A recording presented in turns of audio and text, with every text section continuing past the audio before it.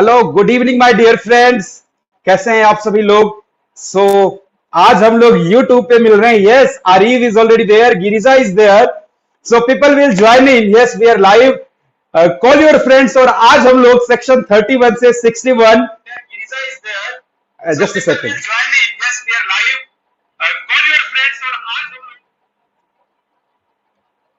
Yes, so हम लोग 31 से 61 डिस्कस करने वाले हैं आज। बहुत ही इंपॉर्टेंट और बहुत ही ज्यादा एंजॉय करके पढ़ने वाले हैं हम लोग। Yes, so people, where are you? Just come join in fast. I want to see more people. Just come and give your present sir. डालना शुरू करते हैं। आइए सभी लोग वापस फटाफट से। आज हम लोग सेक्शन 31 से 61 करने वाले हैं, और ऐसा कि आपको सेक्शंस भी याद हो जाएंगे, सारे एग्जाम्पल्स तो आपको याद रहने ही रहने हैं, और एग्जाम्स के लिए कोई तकलीफ नहीं होगी। आरिफ, सो कैसे हैं आप? Good evening. कहां है बाकी सबको बुला लो। यस, और आज आपके लिए आने वाले हैं कुछ announcements. Like number 1 announcement is test on Unacademy on 30th August at 5 PM। Live test होगा पूरे कॉन्ट्रैक्ट एक्ट का। Yes, so people are joining in. So that was number 1 announcement. Number 2, that from 1st of September we are starting BCR on YouTube live. That is our number 2 announcement. And number 3 is कि आज हम लोग बहुत detail में पढ़ने वाले हैं section 31 से लेके 61 तक। और number 4 is the surprise for you.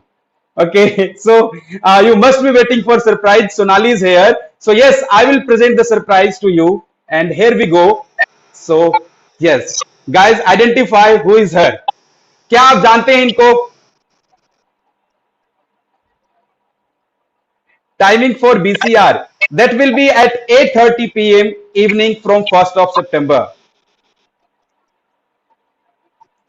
So guys, we should welcome Harshita. Harshita is there on screen along with me. और आज हम लोग करने वाले हैं, yes, आज हम लोग करने वाले हैं सेक्शन 31 से 61 तक रिवाइज, बहुत ही इनोवेटिव वे में। आज होगा writing practice.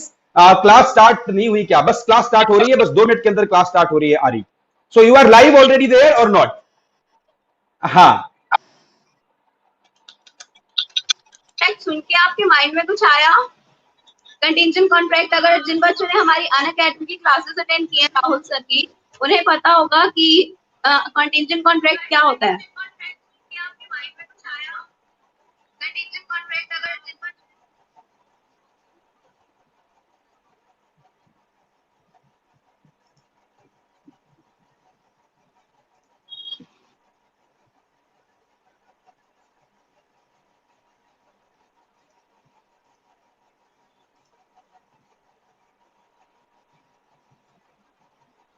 yes, I hope everything is fine now. Yes, so contingent contract, I will take you with examples. Here you can see on the screen. Number 1 example, I will pay you rupees 10,000 if your house is burnt. Or number 2 example, I will pay rupees 1 crore if a certain ship does not return within a year.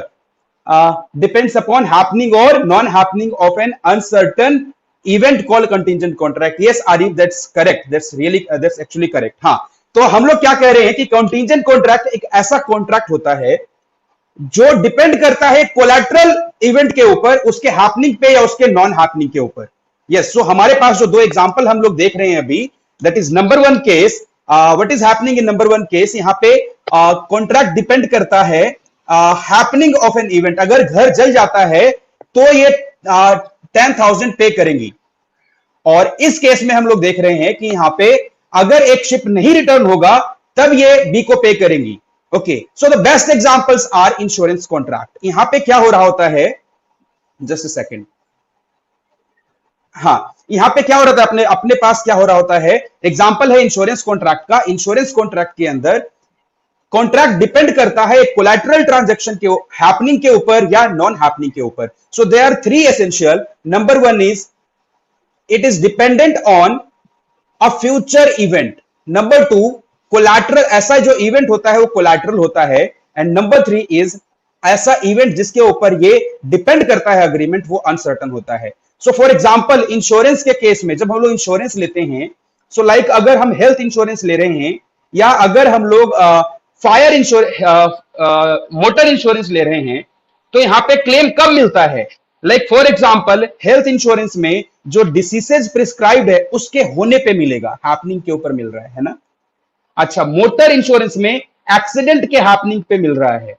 लेकिन क्या जो insurance का contract है वो किस चीज का contract है? क्या वो एक्सीडेंट का कॉन्ट्रैक्ट है? क्या वो आग लगने का कॉन्ट्रैक्ट है? क्या वो बीमारी होने का कॉन्ट्रैक्ट है? नो, कॉन्ट्रैक्ट है, एक कंपनी है, इंश्योरेंस कंपनी, जो आपको इंडemnify करेगी, जो आपके लॉस को इंडemnify करेगी। लेकिन वो कब करेगी? जब आग लगेगी या जब डिसीज होगा या जब मोटर का एक्सीडेंट हो जाएगा।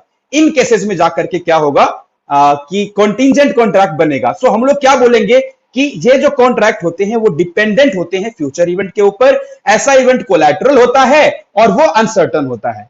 अच्छा, तो मैं अगर आपको एग्जांपल बोलूं, आई विल पे ₹10,000 व्हेन आई विल विश। अब आप लोग मुझे बताइए कि क्या is this a valid contingent contract? I will पे 10,000 when I will wish.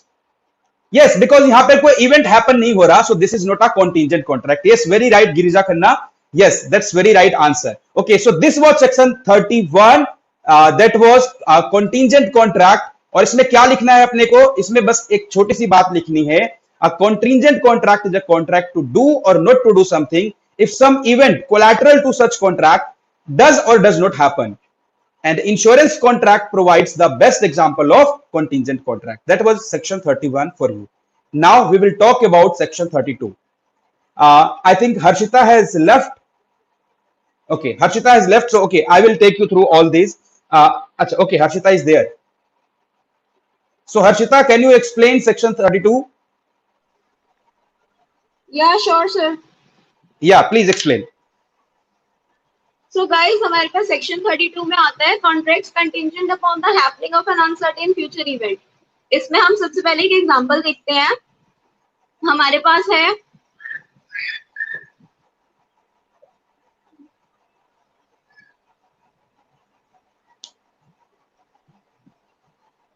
Sorry guys, I Yes, think continue, please. Technical issue हो रहा है, मेरे पास स्क्रीन शो नहीं हो रही है।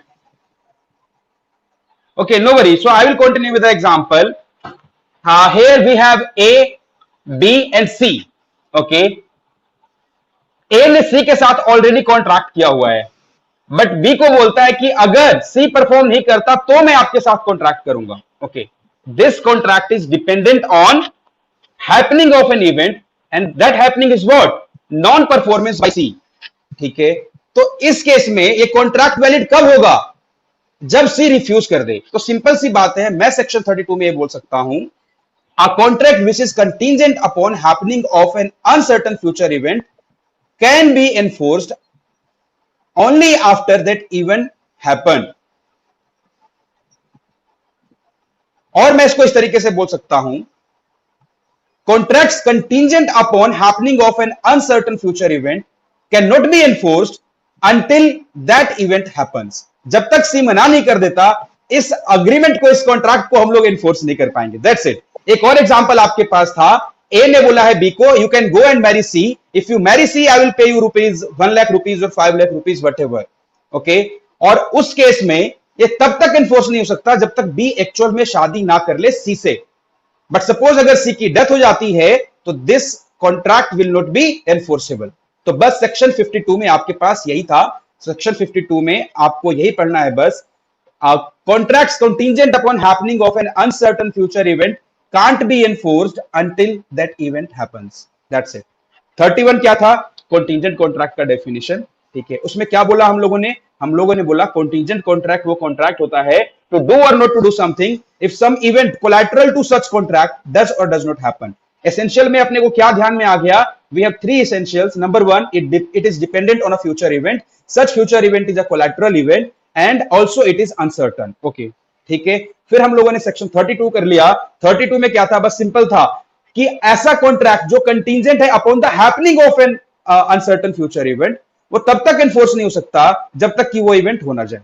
आई have given you 2 examples. Now अगर आपको नोट्स बनाने हैं तो you can take out the notes from here. आप लोग अपना रजिस्टर खोल लीजिए और नोट्स बनाने के लिए तैयार हो जाइए। यस, मैं आपको हाईलाइट कर देता हूं क्या आप लोग पेन और पेंसिल लेकर के, पेन और पेपर लेकर के आए हैं? अगर आए हैं, अगर आपको नोट्स बनाने हैं तो आप यहां पर रेडी हो जाइए। यस, सो नोट्स बहुत सिंपल तरीके से बनाना है। We have to give a heading, section 31 which is contingent contract, a contract to do और not to do something. Yo Ayu, hello, hi Ayush, I guess you are Ayush here. Yes, तो हाँ, तो आप लोग फटाफट से नोट्स बना लीजिए। हर टॉपिक के बाद मैं आपको टॉपिक पहले क्लियर कराऊंगा, एग्जांपल्स के साथ एक्सप्लेन करूंगा, एंड देन आपको नोट्स बनाने को मिलेगा। सिर्फ हार्डली 10 to 12 पेजेस में you will be having the entire notes of section 31 to 61। Okay, हाँ sir, now I can continue. Okay, you can continue. Okay, any time you can come and continue Harshita, come. हाँ, okay, so 32 I have already explained to you. Harshita, now you can explain 33.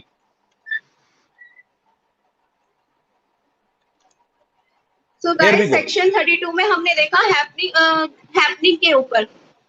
Section 32 में हमने देखा कि वो section 33 में हमारे पास है कि contracts contingent upon the non happening of N uncertain future event. इसमें हमारे पास एग्जांपल है सबसे पहले कि ए ने बी को कहा है कि I will pay you ₹50,000 if the ship does not return, यानी कि वो उसे तब पैसे देगा जब हमारा शिप रिटर्न नहीं होगा। ठीक है, तो द शिप गॉट संक। अब इसमें हमारे पास क्या होगा, कॉन्ट्रैक्ट एनफोर्सेबल होगा या नहीं होगा? Give me comments guys. Guys, please give your comments.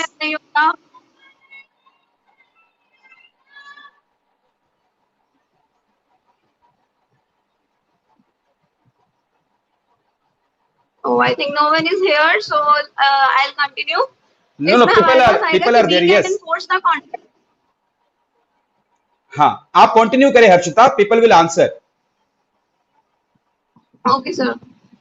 So इस केस में हमारे पास B can enforce the contract because यहाँ पे हमारी कंडीशन थी कि जो इवेंट है वो हैपन नहीं होना चाहिए, और हमारा जो शिप है वो संक हो गया, यानी कि जो पॉसिबिलिटी है वो इम्पॉसिबल हो गई। अब वो परफॉर्म कॉन्ट्रैक्ट हो ही नहीं सकता, इसलिए इसको जो एनफोर्सेबिलिटी है, यानी कि हमारा जो कॉन्ट्रैक्ट होगा वो वैलिड होगा। Yes, yes, you are getting answers, sir. Sound cut. Sneha is saying होगा. Yes. Okay. आवाज कट हो रहा है हर्षिता आपका, so I think I should continue. I think आपके साथ थोड़ा सा और एक बार ट्राई कर लेते हैं। Will try for 5 minutes and then if it works then it's okay, otherwise I will continue. आप ट्राई कर लीजिए और सेक्शन 33 आई गेस एक बार दोबारा रिपीट कर दीजिए। There was some sound problem Harshita, so अब एक बार दोबारा से रिपीट कर दीजिए and then if that doesn't work I will continue. या ओके, सेक्शन 33 में गाइस हमारे पास है कि contracts contingent uncertain future event. हमारे पास यहाँ पे एग्जांपल है, ए ने बी के साथ कॉन्ट्रैक्ट किया है कि वो उसे ₹50,000 पे करेगा अगर जो शिप है वो रिटर्न ना हुई, मतलब अगर शिप नहीं तो वो उसे 50,000 पे करेगा। और हमारे पास क्या हुआ कि जो शिप है वो डूब गई। तो अब शिप डूब गई यानी कि जो कंडीशन थी कॉन्ट्रैक्ट की वो फुलफिल हो चुकी है। तो इस केस में हमारे पास जो बी है वो कॉन्ट्रैक्ट को एनफोर्स कर सकता है, क्योंकि हमारा जो इवेंट है वो हैपन नहीं हुआ है, और इसलिए हम बोल सकते हैं कि ये जो इवेंट है इसकी एनफोर्सेबिलिटी वैलिड होगी। Okay, so Harshita I think थोड़ी देर बाद ट्राई कर लेंगे आपके साथ। I think there is some sound problem, so this will disturb the class. So I guess guys you can hear me well, right? There is no problem with my voice. अब सही है sir? Okay, हाँ, okay, so Harshita is sitting somewhere remote and I think she had some network issues, so no worries, I will continue. Okay, so एक बार से मैं 33 दोबारा से explain करता हूँ। Okay, so here is the example. A ने B को बोला है that I will pay you ₹50,000 if the ship does not return. So basically this is a contract which is dependent on non-happening of an event. Okay, so जब non-happening of an event के ऊपर contract depend करता है, उस case में it can be enforced after the happening becomes impossible. जब ये पता चल जाए कि अब तो ये नहीं हो सकता, because यहाँ पे A ने बोला था कि मैं आपको पेमेंट करूंगा अगर शिप नहीं आएगी। तो कब पता चलेगा कि शिप नहीं आ पाएगी? जब शिप डूब जाए या शिप में आग लग जाए। Yes, simple. तो सेक्शन 33 यही बोलता है in case of contracts which are contingent upon non-happening of an uncertain future event, it can be enforced after the happening becomes impossible. Okay, so I will give a note for you. आप इसको अपने register में note कर सकते हैं. Section 33, contracts contingent upon non-happening can be enforced only after happening becomes impossible. Okay, example भी आप note कर लीजिए अपने रजिस्टर में. If you want to get it noted for your exams, तो आप इसको नोट कर सकते हैं. Once done, please note, please write down done. Then उसके बाद मैं कंटिन्यू करूंगा और फिर मैं आपको 34 एक्सप्लेन करूंगा. ओके, सो 33 अगर नोट हो जाए आपका तो आप मुझे बता दीजिए, मैं आपको फिर कंटिन्यू करा दूंगा 34. So after you complete noting down 33, आप मुझे कंफर्म कर दीजिए and I will take you to 34.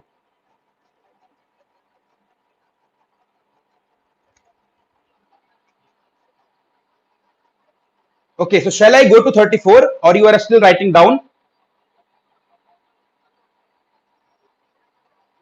Okay, so I should go to 34. हाँ, हर्षिता की आवाज सही आ गई थी sir. Okay, so we will wait Mayank, if Harshita can again come and अगर उनकी आवाज क्लियर रही तो शी विल. आज बहुत लंबी क्लास होने वाली है. We are going to discuss 31 to 61. Harshita has prepared well, और जैसे हर्षिता भी आती हैं, शायद उनका नेटवर्क इशू था, जैसे वो आती हैं she can take it up. You also can get an opportunity. अगर आप में से किसी को भी अगर लगता है कि हमने अच्छे से तैयार कर लिया है और हमें यूट्यूब लाइव पे आना है, we can have an opportunity. So Harshita has come. Yes, 33 note हो गया. आने के बाद क्या है?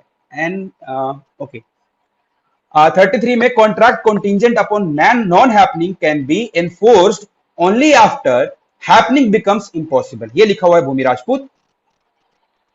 Sir ji, if it is possible, kindly send PDF in the group. For sure, it will be sent in the group. For sure, Nitesh. I have noted it down. और मैं अभी तो नहीं, but after the class gets over, I will share it over the group as well. Okay, Harshita, you would like to say something? No sir, अभी मैं continue कर लूंगी. पहले बच्चों को ये कर लेने दीजिए, फिर मैं नेक्स्ट सेक्शन से कंटिन्यू करती हूँ. हाँ, ठीक है. So I think now your voice is clear too. So we can continue with section 34. I think people have noted down 33. Now you can start with section 34. So guys, section 34 में हमारे पास आता है contracts contingent upon the future conduct of a living person.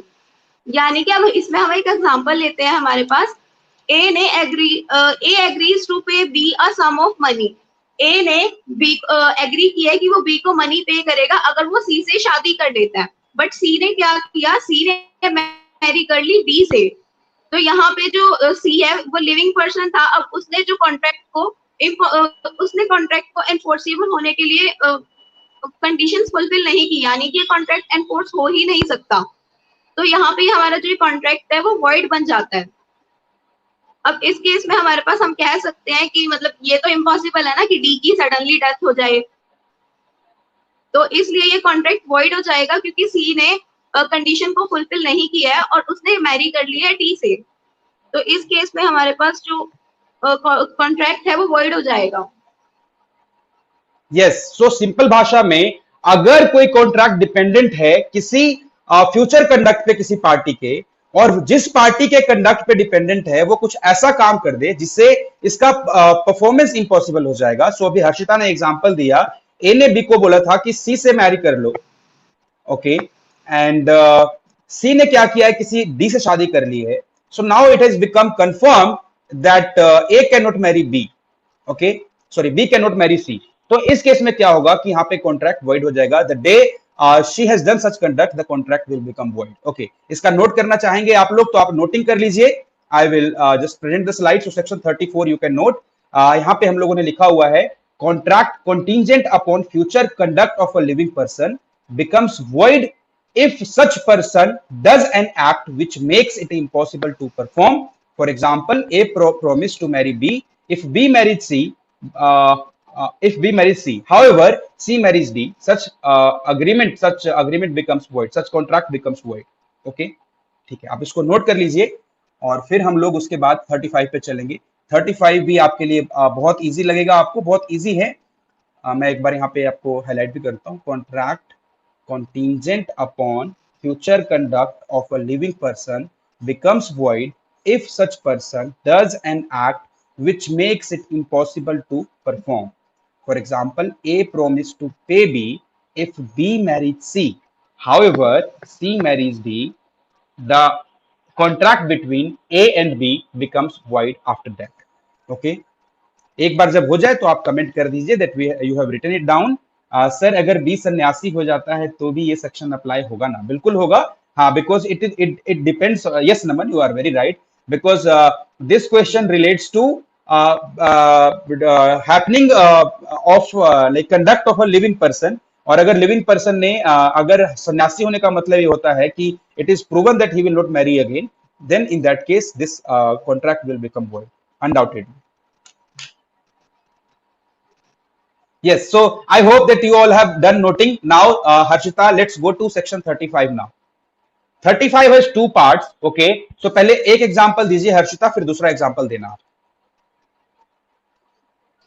Section 35 में हमारे पास क्या है? Contracts contingent upon the happening of N uncertain specified event within a fixed time.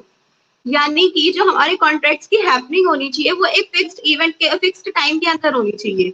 तो ए ने बी के साथ कॉन्ट्रैक्ट किया कि अगर मैं तुम्हें पे करूंगा 50,000, अगर तुम जो शिप है वो रिटर्न हुआ 1 ईयर के अंदर, अगर शिप वापस आ जाता है तो मैं तुम्हें 50,000 रुपीज पे करूंगा। बट जो एंड जो शिप था वो 1 ईयर के अंदर अंदर वापस आ गया। B can't enforce the agreement. I think यहाँ पे कुछ मिस्टेक है। Sorry, the ship return after a year है। तो जो शिप है हमारा वो 1 ईयर के बाद रिटर्न हुआ, we can't enforce the contract because जो हमारी कॉन्ट्रैक्ट की कंडीशंस थी वो यहाँ पे हमारे पास फुलफिल नहीं हो पाई हैं।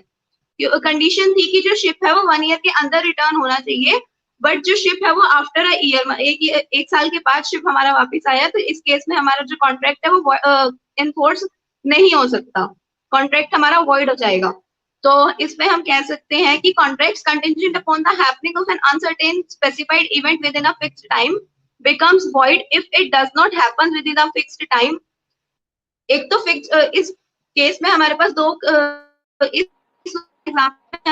केसेस हैं। एक तो उसका वो कंडीशन फुलफिल ही नहीं हो पाई, और दूसरा इम्पॉसिबल हो चुकी है। इम्पॉसिबल यानी कि अगर शिप डूब ही जाता, बीच में अगर शिप डूब गया, यानी कि उसकी जो परफॉर्मेंस है वो इम्पॉसिबल हो चुकी है। तो इस केस में भी हमारा जो कॉन्ट्रैक्ट है वो वॉइड हो जाएगा। सेकंड कंडीशन हमारे पास यही लिखी हुई है, और the happening becomes impossible. So I hope Yes, Harshita. guys, So it is clear to you. yes, so section 35 has two parts. The part one you have explained, Harshita, is कि जब contract contingent upon happening of an uncertain specified event है और उसका time fix है, okay, और यहाँ पे number 1 कहा कि ये हैपनिंग पे डिपेंड करता है, और बोला कि I will pay you 50,000 if the ship returns with in a year. और अगर वो शिप 1 साल में रिटर्न नहीं हुई, मतलब अगर 1 साल के बाद रिटर्न हो रही तो 1 साल में रिटर्न नहीं हुई, तो this contract can not be enforced. But that's so simple. इसके अंदर आपको आंसर क्या लिखना है? सच contract becomes void if it does not happen. या तो हुआ ही नहीं, 1 साल में नहीं आया, या इसका आना इम्पॉसिबल हो गया। फॉर एग्जाम्पल, अगर शिप डूब गया है तो अब नहीं आ पाएगा वापस, तो इस केस में ये क्या हो जाएगा? वॉइड हो जाएगा। 35 का सेकंड पार्ट है contracts contingent upon non happening of N uncertain specified event within a fixed time. Harshita, please explain. Guys, last section में हमने किया था हैपनिंग के ऊपर, अब इस सेक्शन में हम करने वाले हैं नॉन हैपनिंग पे। यानी कि जो कॉन्ट्रैक्ट हमने कॉन्ट्रैक्ट किया वो नॉन हैपनिंग के लिए हमने किया है, ठीक है। तो इस केस में ए ने बी के साथ कॉन्ट्रैक्ट किया है। हर्षिता, सेम सेक्शन है, उसके 2 पार्ट हैं। यस, सेक्शन 35 ही है। पार्ट 1 में it was dependent upon happening of some event, and उसी का पार्ट 2 है it does not depend upon happening, it depends upon non happening of some event within a specified time. देखो, वैसे 31 जैसा ही है, 31 में भी यही था, contract dependent upon happening of some certain uncertain event. 35 में क्या हुआ है कि यहाँ पे within a fix time लग गया है ना। और 32 क्या था? Dependent upon non happening. But 35 में क्या हुआ है, इसी का दूसरा पार्ट बन करके हमारे पास आ गया dependent on non happening of certain event. Yes, तो 35 का सेकेंड पार्ट हर्षिता करा दीजिए. सर मेरे को स्क्रीन शो नहीं हो रही है, इसका सेकंड पार्ट आप एक्सप्लेन कर देंगे प्लीज. हाँ, वाई नॉट. यस यस, चलिए. सो मैं 35 का 2 मैं एक्सप्लेन करता हूं आपको. यहाँ पे भी एग्जांपल है. यहाँ पे ए ने बी को बोला है that I will pay you 50,000 if the ship does not return with in a year. तो मतलब यहाँ पे क्या है, नॉन हैपनिंग पे डिपेंड कर रहा है और टाइम स्पेसिफाइड है. Okay, the ship did not return a year, और शिप एक साल में आई भी नहीं. चलो, जैसे ही एक साल में नहीं आई तो we can enforce this agreement. Simple है, मैं कह सकता हूं contract which are contingent upon non-happening of an uncertain specified event within a fixed time becomes enforceable if it does not happen within the fixed time or it becomes certain that such event will not happen. यहां पे क्या बोला था कि मैं आपको payment तब करूंगा जब शिप एक साल में नहीं आएगी, और शिप एक साल में नहीं आई तो सर्टन हो गया कि अब तो एक साल में पहुंच नहीं सकती. ठीक है ना, या उसके बाद डूब जाती है तो फिर कंफर्म्ड है कि एक साल के अंदर शिप वापस नहीं आ पाएगी. तो ये एनफोर्सेबल जब या तो फिक्स टाइम के अंदर नहीं होता है या उसका हैपनिंग इम्पॉसिबल हो जाता है after that time. Okay, so 35 had two parts. Number 1, contracts contingent upon the happening of an uncertain specified event within a fixed time. तो इस केस में कॉन्ट्रैक्ट वॉइड कब हो जाएगा, जब ये नहीं होता उस फिक्स टाइम के अंदर या उसका हैपनिंग होना इम्पॉसिबल हो जाता है. यही हो जाएगा एनफोर्सेबल अगर वो नहीं होता फिक्स टाइम में और उसका हैपनिंग होना इम्पॉसिबल हो जाता है. बात सिंपल है, अगर हैपनिंग पे डिपेंडेंट है, ठीक है, तो हमें क्या हो जाएगा, वॉइड हो जाएगा फिक्स टाइम में नहीं हुआ तो. ठीक है, और अगर नॉन हैपनिंग पे डिपेंडेंट है तो एनफोर्सिएबल हो जाएगा. सिंपल है, 35 इज वेरी सिंपल. सिर्फ आपको लिखना आना चाहिए, जो हम लोगों ने 2 एग्जांपल से कर लिया है. Harshita, can you see the screen now? Guys, meanwhile आप लोग राइटिंग कर सकते हैं इसका. सेक्शन 35 नोट्स बनाना चाहे तो happening within a fix time and second is non happening within a fixed time. Can you see the screen, Harshita? आपको दिख रहा है स्क्रीन अब? Yes sir, screen is visible to me now. Okay, fine. ठीक है. So guys, you are noting, I hope. आप सब लोग नोट कर रहे हैं, अगर तो नोट कर लीजिए. Learn something new. Good evening, sir. A very good evening. Learn something new is Ayush, I guess. Learn something new. That's very nice. Very nice.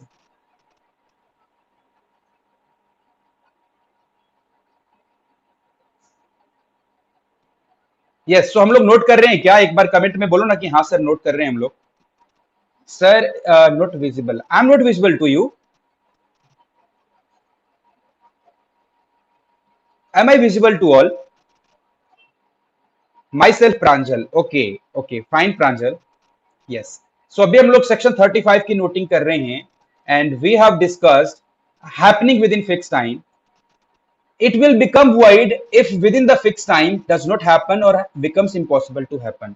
ठीक है, डिपेंड कर रहा था हैपनिंग के ऊपर. मतलब शिप वापस आ जाएगी और शिप नहीं आई एक साल में तो क्या हो जाएगा, वॉइड हो जाएगा. बट अगर ये डिपेंड कर रहा था कि मैं पैसे तब दूंगा जब शिप एक साल में नहीं आती, तो जैसे ही एक साल पूरा हो जाता है और वो नहीं आता, आपको पेमेंट करना पड़ जाएगा, मतलब एनफोर्सेबल हो जाएगा. सो डिफरेंस क्या है, अगर हैपनिंग पे डिपेंड कर रहा है तो वॉइड हो जाएगा, अगर नॉन हैपनिंग पे डिपेंड कर रहा है तो वो एनफोर्सिएबल हो जाएगा. That's it. Section 35 it was it. That's it. ठीक है, डजंट हैपन और बिकम्स इम्पॉसिबल. फॉर एग्जांपल यहां पे आप नोट कर लीजिए, ए will pay 50K if ship returns with in a year. और अगर शिप नहीं आती है, शिप डूब जाती है, तो कॉन्ट्रैक्ट वॉइड हो जाता है. यहां पे कॉन्ट्रैक्ट था कि ए बी को पे करेगा तब जब एक साल के अंदर शिप नहीं आती है. लेकिन सपोज करो कि क्या होता है, शिप एक साल के अंदर नहीं आ पाई, एक साल एक दिन हो गया और शिप नहीं आई, तो कंफर्म्ड हो गया कि इसको पे करना है. मतलब यहाँ पे एनफोर्सिएबल हो गया, या शिप डूब गया तो यहाँ पे एनफोर्सिएबल हो गया. बस सिंपल है. 35 में 2 पार्ट हैं. अगर वो हैपनिंग पे डिपेंड कर रहा है और हैपनिंग उसका इम्पॉसिबल हो जाए या वो फिक्स टाइम में नहीं हो पाया तो वॉइड हो जाएगा, और अगर वो नॉन हैपनिंग पे डिपेंडेंट है तो एनफोर्सिएबल हो जाएगा. That's it. I hope that is clear to all of you, right? Sir थोड़ा रीड करिए. ओके, मैं एक बार रीड कर देता हूं. So Sonali, section 35 we have 2 parts, happening within a fix time and the second is non happening within a fix time. So happening within a fix time में the contract will become void if within fixed time it doesn't happen or becomes impossible to happen. Example, A will pay 50,000 if ship returns within a year and suppose ship doesn't come or ship gets sunk, it will become void because ये किस पे depend करता था, ship के आने पे depend करता था, और एक साल में शिप आया नहीं तो ऑब्वियसली अग्रीमेंट void हो गया. बट अगर वही अग्रीमेंट डिपेंड करता था शिप के नहीं आने पे, कि मतलब शिप नहीं आएगा तो मैं पैसा दूंगा आपको, ठीक है, और वो शिप नहीं आ पाई एक साल के अंदर, तो अब तो इन्फोर्सिबल हो जाएगा ना, क्योंकि कॉन्ट्रैक्ट किसी का था. दैट्स इट, बस यही नोट करना है आपको. So I guess we should move to the next slide and that is section 36, agreements contingent upon impossible events. Harshita, please explain. Over So to guys, you. section 36 हमारे पास है agreement contingent upon impossible events. यानी कि देखो हमारे पास first example है, A agrees to pay B ₹1000 if two straight lines should enclose a space. अब ये तो पॉसिबल है ही नहीं ना कि ये दो लाइंस दो स्ट्रेट लाइंस के बीच में कुछ ऐसा केस हमारे पास हो, तो ये जो कॉन्ट्रैक्ट है इसकी कंडीशंस फुलफिल नहीं हो पा रही हैं. सॉरी गाइस, आई थिंक मैंने कुछ गलत बोल दिया है. नहीं, आपने ठीक बोला है, दो लाइंस कभी आपस में इंटरसेक्ट नहीं हो सकती. सो यहाँ पर क्या है, कॉन्ट्रैक्ट कॉन्टिंजेंट था. ए ने बी को बोला कि I will pay you 50,000 rupees if two parallel lines intersect each other, जो कि कभी पॉसिबल नहीं है, ठीक है. सो ये वाला अग्रीमेंट क्या हो जाएगा, वॉइड हो जाएगा. सेकंड एग्जांपल कंटिन्यू करा दीजिए Harshita, you are right. No. Second example हमारे पास है, ए ने बी के साथ कॉन्ट्रैक्ट किया है कि वो ए ने बी के साथ कॉन्ट्रैक्ट किया है कि वो बी को 1000 रुपीज पे करेगा अगर वो सी के if A agrees to pay B ₹1000 if B will marry A's daughter C. A ने B के साथ कॉन्ट्रैक्ट किया है कि वो उसे 1000 रुपीज पे करेगा अगर वो A की डॉटर C के साथ शादी कर ले. बट जो C है वो कॉन्ट्रैक्ट के टाइम पे डेड थी. तो यहाँ पे हमारे पास क्या हुआ कि जो कॉन्ट्रैक्ट था, अब उसमें जब सब्सटेंस ही वो हमारे पास सब्सटेंस ही अवेलेबल नहीं है, तो यानी कि कॉन्ट्रैक्ट की जो परफॉर्मेंस है वो इम्पॉसिबल हो जाएगी. कॉन्ट्रैक्ट हमारे पास यहाँ पे subject matter, yes, subject matter destroy हो गया. तो अगर सब्जेक्ट मैटर डिस्ट्रॉय हो जाए तो फिर अग्रीमेंट परफॉर्म नहीं हो पाएगा. सिंपल सेक्शन 36 को समराइज करें तो agreements contingent upon some impossible event will always be void. ठीक है, आप लोग इसका नोटिंग करना चाहेंगे, so here we go. Second, हाँ, 36 में आप सिंपल इतना नोट कर सकते हैं, agreements contingent upon impossible events is void. That's it. इतनी सी बात नोट करके हम लोग आगे बढ़ सकते हैं. So we are these two examples. If you want to note you can later on note it down. Notes class के अंदर ग्रुप के अंदर प्रोवाइड कर दिया जाएगा, no problem. Harshita, you can continue. Do you want to discuss this distinction between a wagering agreement and contingent contract, or you directly Yes, want to come to the second part? Second part क्या चाहते हैं क्या? Okay. So noting के लिए we have section 36. You can note it down from here. और ये notes आपको class के अंदर प्रोवाइड भी कर दिया जाएगा. So meanwhile अगर आपको नोट करना है तो आप यहाँ से section 36 नोट कर सकते हैं. And Harshita will then explain the difference between contingent and wagering agreement. Harshita, please continue. Guys, आप ये नोट्स अच्छे से नोट कर लेना. काफी अच्छे नोट बनाए हुए हैं सर ने, बिल्कुल प्रिसाइज फॉर्म में है. एग्जाम टाइम में आपके लिए काफी हेल्पफुल होंगे. लाइक अभी हम लोग ना एक बार यहाँ पे रिवाइज भी करेंगे. सर सब्जेक्ट मैटर डिस्ट्रॉय हुआ तो होगा का सेक्शन 7 लगेगा ना. बेसिकली नमन, सोगा is derived from Indian contract act, ठीक है ना, और जितना भी सुपरवेनिंग इम्पॉसिबिलिटी है ना वो सेक्शन 56 में डिसाइड किया हुआ है. And this term arose from there only, ठीक है ना. और अगर आपको और जानना है इस बारे में तो हम लोग इसके बारे में और डिस्कशन कर सकते हैं कि क्या होता है फ्रस्ट्रेशन ऑफ कॉन्ट्रैक्ट, और हमारे कॉन्ट्रैक्ट्स में एक टर्म होता है फोर्स मेजोर, वो हम लोग डिस्कस कर सकते हैं. अन अकेडमी वाली क्लास के ऊपर हम लोगों ने ऑलरेडी डिस्कस किया हुआ है कि force majeure is nothing, basically force majeure is section 32 + 56, जहां पर ये लिखा होता है कि agreements contingent upon happening of some event, ठीक है. और 56 में लिखा हुआ है कि अगर कोई ऐसा इवेंट है जिसके ऊपर हमारा कंट्रोल नहीं है, विच वॉज इधर इनिशियली इम्पॉसिबल टू परफॉर्म और which became subsequently to perform, तो ऐसा कॉन्ट्रैक्ट वॉइड हो जाता है, राइट. ठीक है, तो इसी को हमारे जो लीगल टर्म्स में जब आप रियल लाइफ में एग्जांपल देखेंगे तो हमारे अग्रीमेंट्स में जो एक्चुअल कॉन्ट्रैक्ट करती है कंपनीज आपस में, वहां पर एक क्लॉज होता है जिसका नाम होता है फोर्स मेजोर. मैं लिख दूं क्या आपको कहीं पे, ऑल्दो आपके सिलेबस में नहीं है force majeure, but if you want to know about this I will just discuss about this, ठीक है। So force majeure is basically nothing, force majeure भी बोलते हैं कई बार इसको। This is only 32 plus 56। 56 क्या है?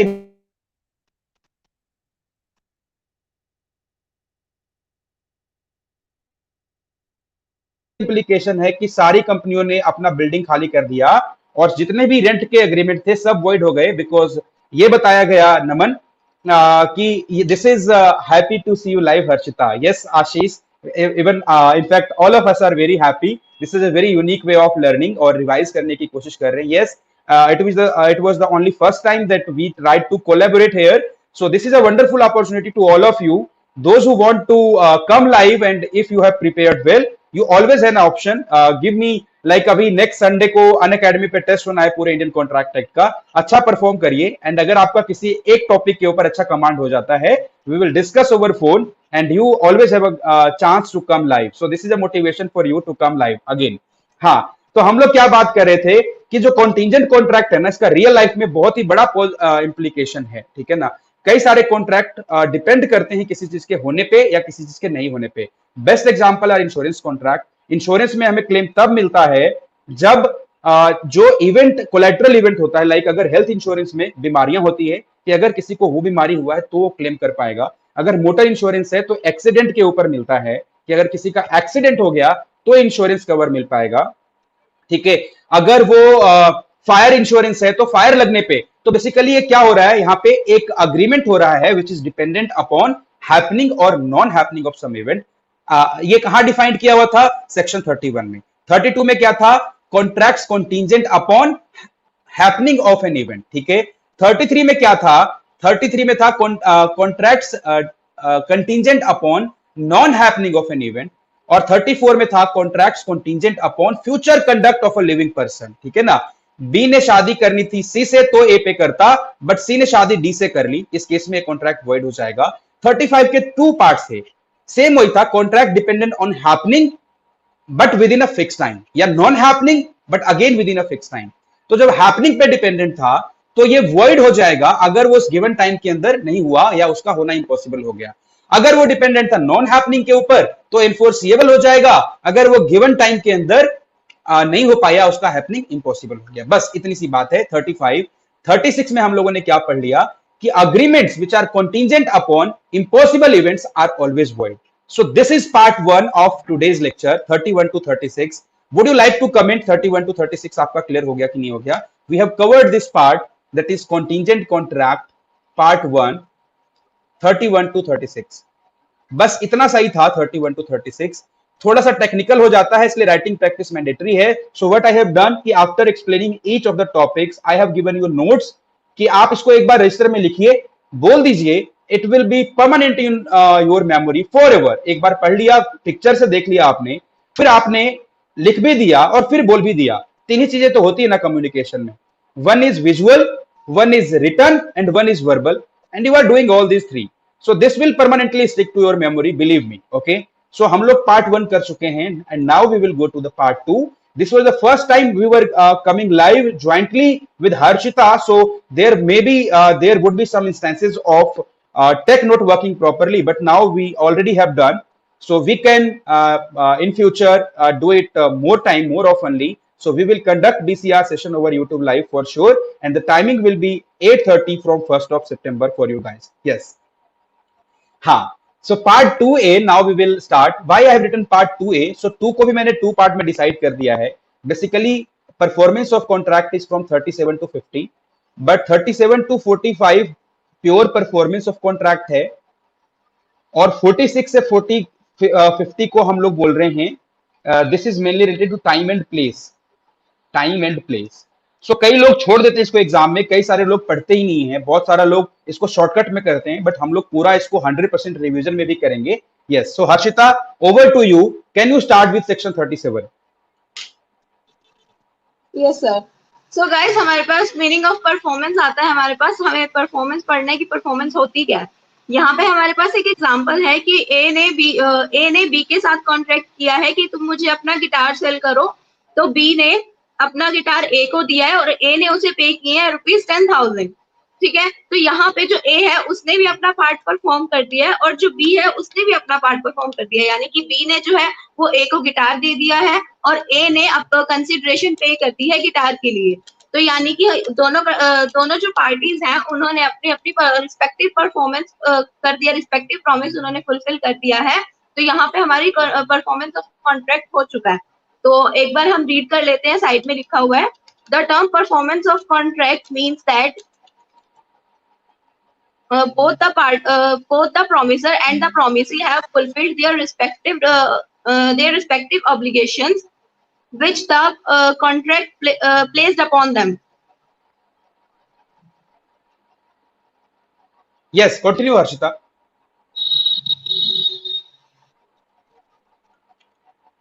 तो अब हमें अकॉर्डिंग टू सेक्शन 37, जो सेक्शन 37 में हमें डेफिनेशन दी हुई है, एक बार हम वो भी देख लेते हैं। The parties to a contract must sir एक मिनट वो बैक हाँ the parties to a contract must either perform or offer to perform the respective promises unless such performance is dispensed with or excused under the provisions of Indian Contract Act or any other law. यानी कि उनके ऊपर एक obligation होती है कि उन्हें अपना प्रॉमिस परफॉर्म करना ही है, अनलेस अनटिल अगर किसी लॉ ने हम उन्हें ये परफॉर्मेंस करने से रोका है, यानी कि अगर कोई कॉन्ट्रैक्ट इलीगल है या फिर कोई कॉन्ट्रैक्ट वॉइड है तो उसकी परफॉर्मेंस तो पॉसिबल ही नहीं है ना। और अगर ऐसे कॉन्ट्रैक्ट्स के अलावा हमारे पास ये एक हमारी ऑब्लिगेशन होती है कि कोई भी प्रॉमिस है वो हमें परफॉर्म करना ही है।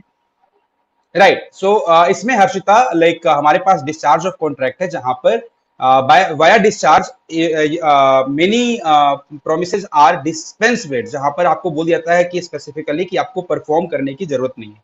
सिंपल भाषा में परफॉर्मेंस ऑफ कॉन्ट्रैक्ट का मतलब ये है कि दोनों पार्टियों को या तो परफॉर्म करना चाहिए, दोनों पार्टीज को अपना अपना रिस्पेक्टिव ऑब्लिगेशन परफॉर्म करना चाहिए, दैट्स इट। अदरवाइज उसको डिस्चार्ज नहीं कर दिया गया हो, बस सिंपल भाषा में इतना है। जो मीनिंग लिखा हुआ है ना, डिस्पेंस विद और एक्सक्यूज्ड, ठीक है ना। एक्सक्यूज क्या होगा हम लोग डिस्चार्ज वाले टॉपिक पे जब नेक्स्ट वीडियो करेंगे हम लोग, तो वहां पे रिमेनिंग जो सेक्शन है इंडियन कॉन्ट्रैक्ट एक्ट के उसमें कवर करेंगे, सो वहां पे हम लोग क्लियर कर लेंगे। ओके फाइन, सो हाँ, सो 37 के बाद हर्षिता आप बता दीजिए types of performance of the contract please. So guys हमारे पास यहाँ पे परफॉर्मेंस के दो टाइप्स होते हैं। आपको याद होगा हमने अनअकैडमी पे क्लास में भी किया था, एक होता है एक्चुअल परफॉर्मेंस और दूसरा होता है अटेम्प्टेड परफॉर्मेंस। अटेम्प्टेड परफॉर्मेंस का दूसरा नाम गाइस कमेंट करो जल्दी से, जिसको याद है कमेंट करो अटेम्प्टेड परफॉर्मेंस का दूसरा नाम।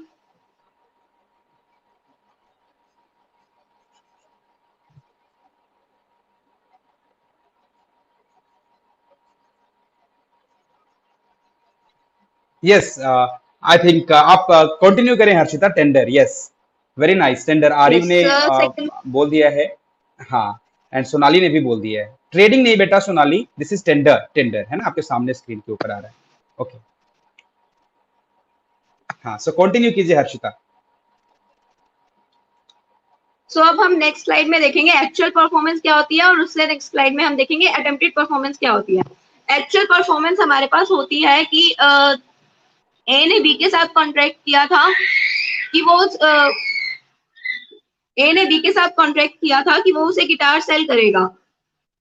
तो जो ए है उसने बोला कि मैं जो मनी है वो 31 जुलाई को पे करूंगा, तो बी ने बोला था कि it's okay no problem, but जो गिटार की डिलीवरी है वो मैं 25 को कर दूंगा।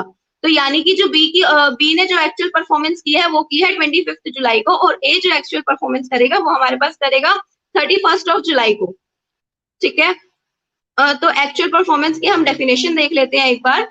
Where a promiser has made an offer of performance to the promise and the offer has been accepted by the promisee, it is called an actual performance.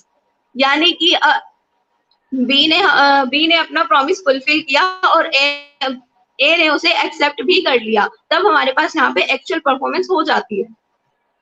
Hope it is clear to you guys. Yes, yes, Harshita. So, give us the next example of attempted performance. So, यहाँ पे हमारे पास है attempted performance. Same example हम लेते हैं ए और B का। ए ने जो बी को ऑफर किया था कि मुझे आपका गिटार परचेज करना है, तो बी ने उसे 25 जुलाई को गिटार डिलीवर किया, बट जो ए है उसने गिटार को एक्सेप्ट नहीं किया। तो यहाँ पे हमारे पास क्या हुआ कि ऑफर तो हुआ था, बट जिसको ऑफर एक्सेप्ट करना था उसने ऑफर एक्सेप्ट नहीं किया। तो यहाँ पे बी ने जो की है वो अटेम्प्टेड परफॉर्मेंस की है 25 जुलाई को। तो एक बार हम देख लेते हैं एज पर सेक्शन 38 जो हमारे पास डेफिनेशन है इसकी। Where a promisor has made an offer of performance to the promisee and the offer has not been accepted, the promiser is not responsible for non-performance nor does he thereby loses his rights under the contract। यानी कि जो हमने यहाँ पे किसने offer refuse किया है, ए ने ऑफर रिफ्यूज किया है। तो यहाँ पे हमारे पास क्या होगा, जो प्रोमिसर है वो कॉन्ट्रैक्ट की अनएनफोर्सेबिलिटी के लिए रिस्पॉन्सिबल नहीं होगा। यहाँ पे जो रिस्पॉन्सिबिलिटी होगी वो हमारे पास होगी ए की, क्योंकि जो कॉन्ट्रैक्ट को परफॉर्म होने से किसने रोका है, ए ने।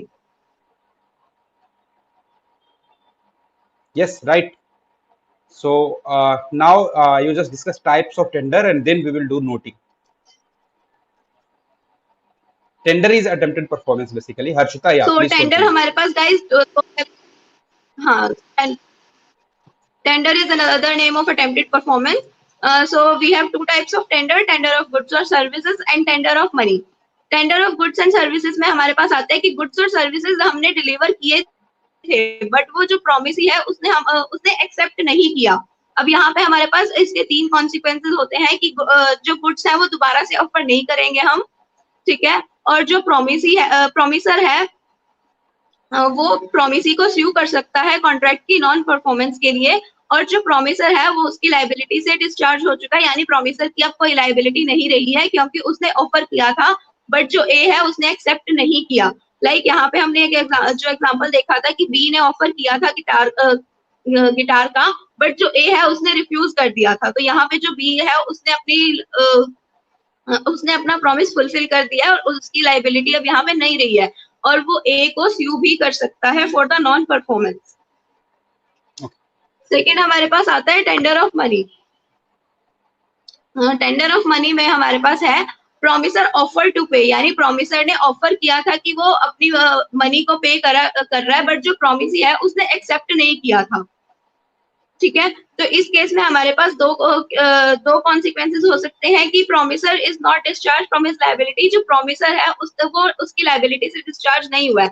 लाइक अगर हमें किसी को पैसे देने हैं और उसने हमें अभी बोला है कि मैं अभी पैसे एक्सेप्ट नहीं करूंगा, बट एक्चुअल में तो हमें उसे पैसे देने ही है ना, चाहे आज दे चाहे कल दे, तो यानी हमारी लायबिलिटी तो खत्म नहीं हुई।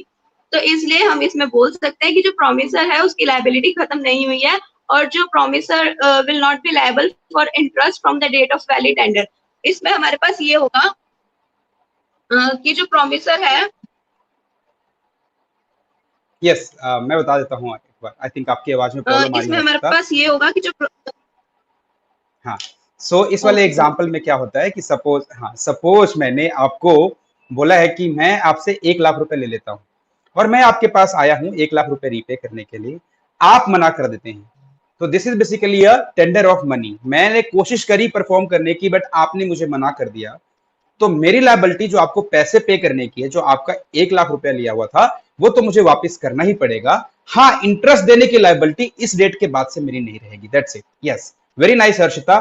सो अभी क्या नेक्स्ट करें हम लोग, या एक बार राइटिंग कर लेते हैं सब लोग? यस, सो हम लोग राइटिंग कर लेते हैं। हर्षिता आप एक बार एक्सप्लेन कर दीजिए section 37 performance of contract. Okay sir, हाँ प्लीज कंटिन्यू। हाँ कंटिन्यू प्लीज। का देखो, परफॉर्मेंस ऑफ कॉन्ट्रैक्ट में हमारे पास है both the parties to a contract fulfil their respective obligation, यानी कि जो दोनों पार्टीज हैं उन्हें अपनी ऑब्लिगेशन फुलफिल करनी चाहिए। इसके हमारे पास 2 टाइप्स होते हैं, एक्चुअल परफॉर्मेंस और अटेम्प्टेड परफॉर्मेंस। अटेम्प्टेड परफॉर्मेंस का दूसरा नाम हमारे पास होता है टेंडर। एक्चुअल परफॉर्मेंस में हमारे पास, हाँ सॉरी, सेक्शन 38 ऑफर टू, जो एक्चुअल परफॉर्मेंस है उसमें हमारे पास ऑफर भी होना चाहिए और एक्सेप्टेंस भी होना चाहिए। बट जो अटेम्प्टेड परफॉर्मेंस होती है उसमें क्या होता है गाइस, उसमें होता है हमारे पास कि हमने ऑफर किया है बट जो एक्सेप्टेंस है वो हमें नहीं मिली है, ठीक है। तो अब यहाँ पे हमारे पास नेक्स्ट हमने किया है tender of goods and services और tender of money.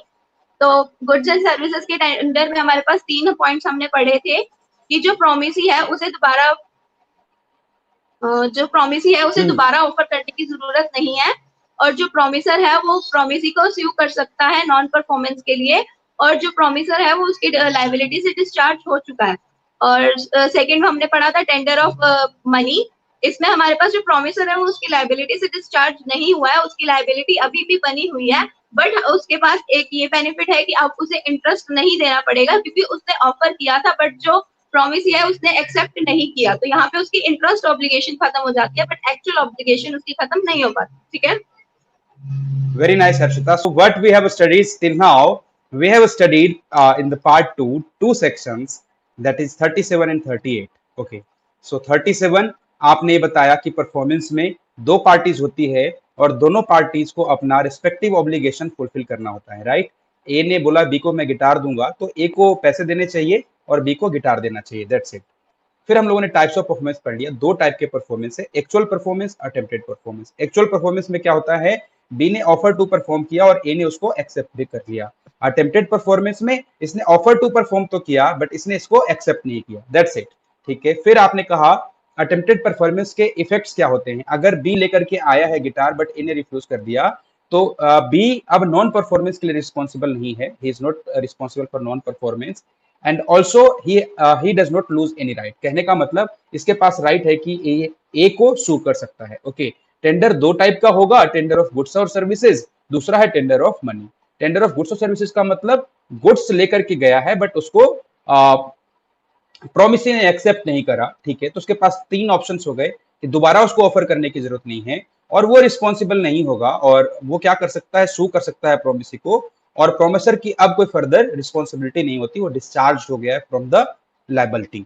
Tender of money में क्योंकि आपने पैसे लिए हुए हैं तो पैसे तो वापस करने ही पड़ेंगे, बट हाँ क्योंकि आप परफॉर्मेंस के ड्यू डेट पे गए थे पेमेंट करने और सामने वाले ने मना कर दिया, तो आपका इंटरेस्ट आगे से नहीं लगेगा, इस दिन तक का, जिस दिन तक आप लेकर गए हैं पैसे पेमेंट करने के लिए, उस दिन तक आपको इंटरेस्ट पे करना है, उसके आगे का नहीं पे करना। सो दैट्स वेरी नाइस, और आपने यहाँ पे नोटिंग कर ली 37 38 की। This was the summary of all these slides. Okay, so now we have essentials of a valid tender. Harshita, would you like to explain or should I continue? you should continue, sir. You can. Okay, so the number one is unconditional. Okay, so essentials of valid tender, number one is that performance must be unconditional. Okay, unconditional मतलब कोई condition नहीं होना चाहिए। अगर आपको याद आ रहा होगा तो आपको एक एग्जांपल कराया था कि आपने पिज्जा हट से पिज्जा ऑर्डर करा और पिज्जा डिलीवरी बॉय कहता है कि मैं आपको डिलीवर तो करूंगा तब जब आप मेरा पेटीएम रिचार्ज कर दोगे। Is this unconditional performance? And answer is no sir, this is not unconditional, so this not a valid tender और यहां पर ऑफर टू परफॉर्म नहीं माना जाएगा। The second is at proper time. आप देखो ना, जब हमने मैंने दिन में पिज्जा ऑर्डर किया और रात में आ रहा है मेरे पास, तो this is not a proper time and this will not be called a valid tender. ठीक है, सो हमेशा इसमें क्या होगा, पार्टी की परफॉर्मेंस कंप्लीट नहीं मानी जाएगी। एट प्रॉपर प्लेस होना चाहिए। अगर मैंने बोला है कि आज मेरे को यहाँ पे मेरे घर के ऊपर सप्लाई करना है दिल्ली में, और अगर वो सप्लाई करता है जाकर के हरियाणा में, हरियाणा वाले घर पे मेरे, या मेरे मुंबई वाले घर पे, तो दैट्स नॉट अ लॉजिक, तो उसको हम वैलिड टेंडर नहीं बोलेंगे। और जो आपको परफॉर्मेंस किया है तो उसको प्रोमिसी को ऑप्शन दीजिए ना। अगर पिज्जा मंगाया है तो जो पिज्जा मंगाया है वही आया है कि नहीं आया है, उसको चेक करने का, उसको एग्जामिन करने का अपॉर्चुनिटी दीजिए। And the next is for whole obligation which is basically section 39। ठीक है, इसमें आप एग्जांपल लेके चलते हैं कि ए ने बी को बोला है कि I will supply 100 tons of wheat to you. Okay, 100 tons का प्रॉमिस किया था और परफॉर्मेंस वाले दिन सिर्फ 20 टन्स लेके आता है, तो बी के पास ऑप्शन है कि वो इसको रिफ्यूज कर दे because that's not a valid tender, that's it. ठीक है, फिर हम लोग और एसेंशियल्स में बात कर रहे थे। So the next one was to proper person. जिसको ऑफर की परफॉर्मेंस चाहिए उसी को देना है ना, किसी और को आप दे करके आ गए तो ऐसे परफॉर्मेंस को प्रॉपर परफॉर्मेंस नहीं बोला जाएगा। And the last one is of exact amount and in legal tender. So for example, अगर मुझे 1 लाख रुपए पे करने हैं तो मुझे 1 लाख रुपया पे करना चाहिए, ना कि मुझे उसके इक्विवेलेंट डॉलर या कुछ और पे करूं। हाँ, अगर अग्रीमेंट डॉलर का होता तो मुझे डॉलर पे करना चाहिए था, बट अगर अग्रीमेंट मेरे पास रुपीज का है तो मुझे रुपीज में ही पे करना चाहिए। So these are 7 essentials of a valid tender, that's it। कुछ नहीं, इसमें कुछ भी रट्टा नहीं मारना। ये जो टेंडर होना चाहिए, जो आप परफॉर्मेंस कर रहे हो, ऑफर टू परफॉर्म कर रहे हो, वो अनकंडीशनल होना चाहिए। पिज्जा वाले लड़के को ये नहीं बोलना चाहिए कि पहले मेरा फोन रिचार्ज करोगे तब तुम्हारा मैं डिलीवर करूंगा, नहीं। नंबर 2 एट प्रॉपर टाइम होना चाहिए। नंबर 3 एट प्रॉपर प्लेस होना चाहिए। प्रोमिसरी को अपॉर्चुनिटी मिलना चाहिए कि वो चेक करे कि प्रोमिसर ने वही सप्लाई किया है जो उसको करना था, और होल ऑब्लिगेशन का परफॉर्मेंस होना चाहिए। प्रॉपर पर्सन को सप्लाई होना चाहिए, और एग्जैक्ट लीगल टेंडर में जितने रुपए देने हैं उतने रुपए ही देना चाहिए, जितना डॉलर देना है उतना डॉलर ही देना चाहिए। That's it. Okay, so now Harshita, you can take over and you can explain section 39. Guys, अब तक हमने सेक्शन 38 तक कर लिया है। अब हम करने वाले हैं section 39, effect of refusal of party to perform promise wholly. यानी कि हम यहाँ पे पढ़ने वाले हैं कि अगर जो पार्टी टू कॉन्ट्रैक्ट है उसने प्रॉमिस को कंप्लीटली फुलफिल नहीं किया है तो उसका हमारे पास क्या इफेक्ट होगा। यहाँ पे देखो, हमारे पास सिंगर है बादशाह। बादशाह को तो सब जानते हैं, कौन नहीं जानता। बादशाह के इतने सारे सॉन्ग सुनते हैं सब लोग। तो बादशाह ने डी के साथ कॉन्ट्रैक्ट किया कि I will sing at your theatre every Saturday, और इसके लिए तुम्हें मुझे 2 लाख रुपए पे करने पड़ेंगे पर डे के अकॉर्डिंग। बट जो बी है उसने 6 डे अपने आप को एब्सेंट कर लिया। यानी कि बी ने बी ने जो Harshita, I guess there is some voice problem. Yeah, so I will. No worries. नहीं, थोड़ा वॉइस का इशू आ रहा था। एब्सेंट कर लिया, तो यानी कि उसने बिना बताए अपने आप को एब्सेंट किया। डी को इस बात की कोई भी इंफॉर्मेशन नहीं थी। तो यहाँ पे हमारे पास जो डी है वो कॉन्ट्रैक्ट को रिसाइन भी कर सकता है, यानी कि वो कॉन्ट्रैक्ट को कंटिन्यू करने से अब मना भी कर सकता है। दूसरा हमारे पास केस हो जाता है। सेम एग्जांपल लेंगे हम। बादशाह ने नहीं किया उसको, वो 6th डे बिना बताए एब्सेंट हो जाता है। बट फिर उसके बाद बादशाह उसे मतलब बी उसे बोलता है सॉरी, मैं वहाँ कॉन्सर्ट करने नहीं आ पाया था, तो ही वांट्स टू कंटिन्यू। तो अगर डी इसको कंसेंट दे देता है तो ये कॉन्ट्रैक्ट जो है वो वैलिड हो जाएगा, यानी कि कॉन्ट्रैक्ट को हम फर्दर परफॉर्म कर सकते हैं। तो यहाँ पे हम एक बार पढ़ लेते हैं कि क्या लिखा हुआ है। When a party to a contract has refused to perform or disabled himself from performing the promised in the entirety, the promiser may put and sir I think highlight नहीं करना चाहिए, इससे ना visible नहीं हो रहा है। Thank you sir for this. Entirety, the promiser may just end to the contract unless he has signified by words or conduct of contract in its continuance. So guys, I think ये आपको clear हो गया होगा। अगर कोई doubt है तो आप पूछ सकते हैं, प्लीज कमेंट सेक्शन में डाउट होगा अगर तो प्लीज पूछ लीजिए। सो मैं एक बार इसको रिपीट करना चाहूंगा हर्षिता। कहने का मतलब सिंपल ये है, सेक्शन 39 में कह रहा है कि पार्टी ने अगर पूरा परफॉर्म नहीं किया तो जो प्रॉमिसी है उसके पास ऑप्शन है कॉन्ट्रैक्ट को कैंसिल कर देने का। That's it. सो अगर बादशाह ने बोला है कि मैं हर वीकेंड को गाऊंगा 1 साल तक, तो उसको 1 साल तक गाना चाहिए था। अगर उसने बीच में परफॉर्म करने से मना कर दिया है, सो जो प्रॉमिसी है हमारे इस केस में डी प्रॉमिसी है, so D has option to resign the contract and claim the damage. That's it. ठीक है। सो अगर आप इसका नोटिंग कराना चाहो तो आप नोटिंग करा दीजिए। हर्षिता, आप नोटिंग करा सकते हैं। ओके, तो यहाँ पे हमने देखो गाइस, अभी हमने पढ़ा है essentials of a valid tender. सबसे फर्स्ट हमारे पास है अनकंडीशनल होना चाहिए, यानी कि उसमें भी कोई भी हमारी कंडीशन नहीं होना चाहिए। जैसा हमने कॉन्ट्रैक्ट डिसाइड किया बिल्कुल उसी मैनर में वो परफॉर्म होना चाहिए। एग्जांपल हमारे पास था यहाँ रिचार्ज ऑफ मोबाइल की मोबाइल का रिचार्ज करा दो, यहाँ पे हमने कंडीशन डाल दी थी, तो ये टेंडर जो है वो वैलिड नहीं होगा। ठीक है। सेकेंड हमारे पास है एट प्रॉपर टाइम और बिजनेस आवर्स। थर्ड है हमारे पास एट प्रॉपर प्लेस और बिजनेस प्लेस और रेजिडेंस। फोर्थ आता है हमारे पास reasonable opportunity to check if promiser has supplied what he has issued to what he has bound to. Tender of fifth हमने पढ़ा टेंडर ऑफ होल ऑब्लिगेशन। इसमें भी हमने 2 एग्जांपल्स देखे। Reciprocal promise to supply 100 tons of feed but supply उन्होंने की है 20 only. और सेकंड हमने बादशाह वाला एग्जांपल देखा है, जो हमने अभी सेक्शन किया है लास्ट में, सेक्शन नंबर 39। 39 तो दोनों 39 के एग्जाम्पल हैं, ओके सर। दोनों ही 39 के एग्जाम्पल हैं। हाँ, so this two are example of section 39। आपने सही बताया बिल्कुल।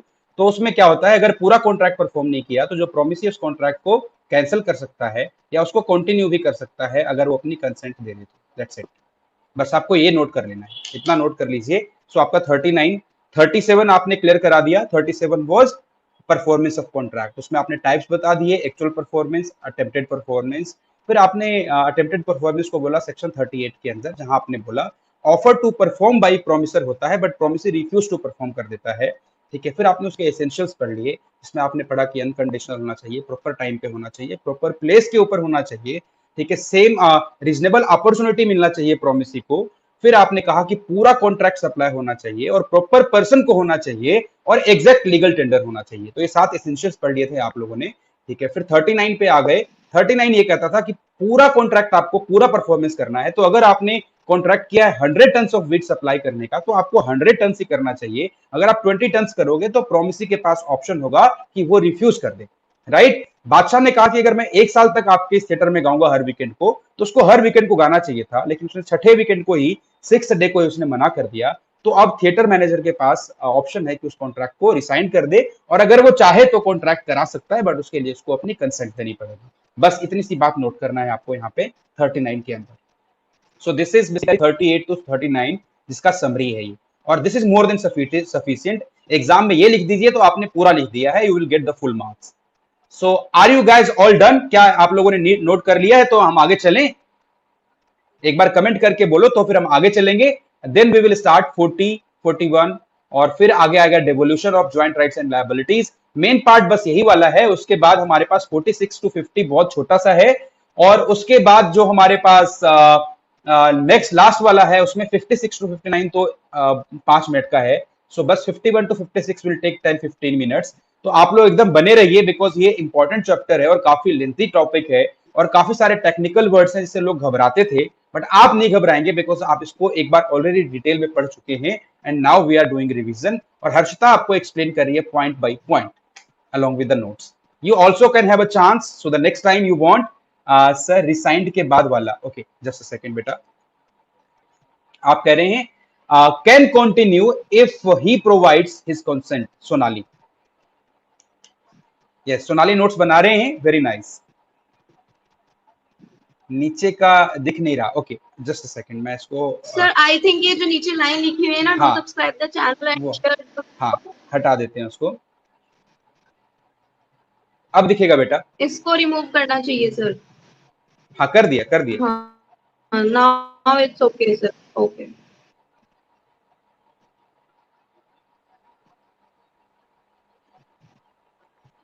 डन, हम लोग आगे बढ़ जाएं। ओके हाँ, so Harshita you can move to section 40, who may perform the contract. किसको, कौन कौन से लोग परफॉर्म कर सकते हैं? टॉपिक काफी इंटरेस्टिंग है। हमारे पास यहाँ पे परफॉर्मेंस कौन कौन कर सकता है। फर्स्ट हमारे पास जो परफॉर्मेंस कर सकता है वो कर सकता है प्रोमिसर। अगर यहाँ पे स्पेशलाइज्ड स्किल्स का केस है तो यहाँ पे नेसेसरी है कि प्रोमिसर ही उस कॉन्ट्रैक्ट को फुलफिल करे, यानी अपने प्रॉमिस को कॉन्ट्रैक्ट ही फुलफिल करे। सेकंड हमारे पास है प्रोमिसर का एजेंट। एग्जाम्पल इसमें हम देते हैं कि ओके सर एग्जाम्पल कर लेते हैं। ए ने बोला है बी को कि आई विल मैरी यू, तो यस हाँ, जैसे फॉर एग्जांपल नवाब ने पेंटर को बोला है कि you have to paint for me, तो फिर इसको पेंटर को ही हाँ कंटिन्यू कर लीजिए हर्षिता, कोई बात नहीं, कर लीजिए। ओके सर, ए ने बी को हम यहाँ पे बोला है कि ए और बी दोनों मैरी करेंगे। यहाँ पे अब जो प्रॉमिस है वो सिर्फ बी ही फुलफिल कर सकता है, यानी कि मैरी तो सिर्फ बी ही कर सकता है ना, तो और कोई तो कर नहीं सकता, यानी कि इस केस में सिर्फ प्रॉमिसर ही प्रॉमिस को फुलफिल कर सकता है। दूसरा एग्जांपल हम ले लेते हैं कि एन और पी ने कॉन्ट्रैक्ट किया है पेंटिंग करने का, तो जो पेंटर है पी सिर्फ वही कॉन्ट्रैक्ट प्रॉमिस को फुलफिल कर सकता है, बिकॉज उसी के पास वो पेंटिंग स्किल्स है, उनके किसी एजेंट के पास वो स्किल्स नहीं है। तो यहाँ पे जो प्रोमिसर है उसे पर्सनली ये कॉन्ट्रैक्ट प्रॉमिस फुलफिल करना पड़ेगा। तो यहाँ पे प्रोमिसर्स Okay, एजेंट so वाला पॉइंट है हमारे पास। okay, If the nature of contract does not require performance by promiser himself, यानी कि अगर जो स्पेशलाइज्ड स्किल्स का अगर केस हमारे पास नहीं है तो जो परफॉर्मेंस है वो हमारे पास प्रोमिसर का एजेंट भी कर सकता है। थर्ड वन हमारे पास आता है लीगल रिप्रेजेंटेटिव्स। लीगल रिप्रेजेंटेटिव्स कब परफॉर्म करेंगे, जब किसी भी जॉइंट प्रोमिसी की अगर डेथ हो जाती है तो हमारे पास जो प्रॉमिस को फुलफिल करेंगे वो उसके लीगल रिप्रेजेंटेटिव्स करेंगे, जो कि लीगली ज्वाइंट हायर्ड होते प्रोमिसर हैं का, पहले से ही कि अगर इस हाँ हर्षिता यहाँ जो पे पहले ज्वाइंट से ही प्रोमिसर का डेथ डिसाइडेड हो होता जाता है, है। Right? Oh sorry sorry mistake हो गई। No worries, you can continue. Joint so promisor का अगर कोई डेथ हो जाए सो उसमें से उसका कोई लीगल रिप्रेजेंटेटिव परफॉर्म कर सकता है, और प्रोमिसर के बिहाफ पे कोई थर्ड पार्टी भी कर सकता है। यहाँ पे आ जाइए थर्ड पार्टी पे और इसको एक्सप्लेन कीजिए। This is very important, section 41 आपको याद रखना है। 40 में ये थर्ड सारे पार्टी पॉइंट लिखे गाइस हुए हमारे हैं। पास सेक्शन 40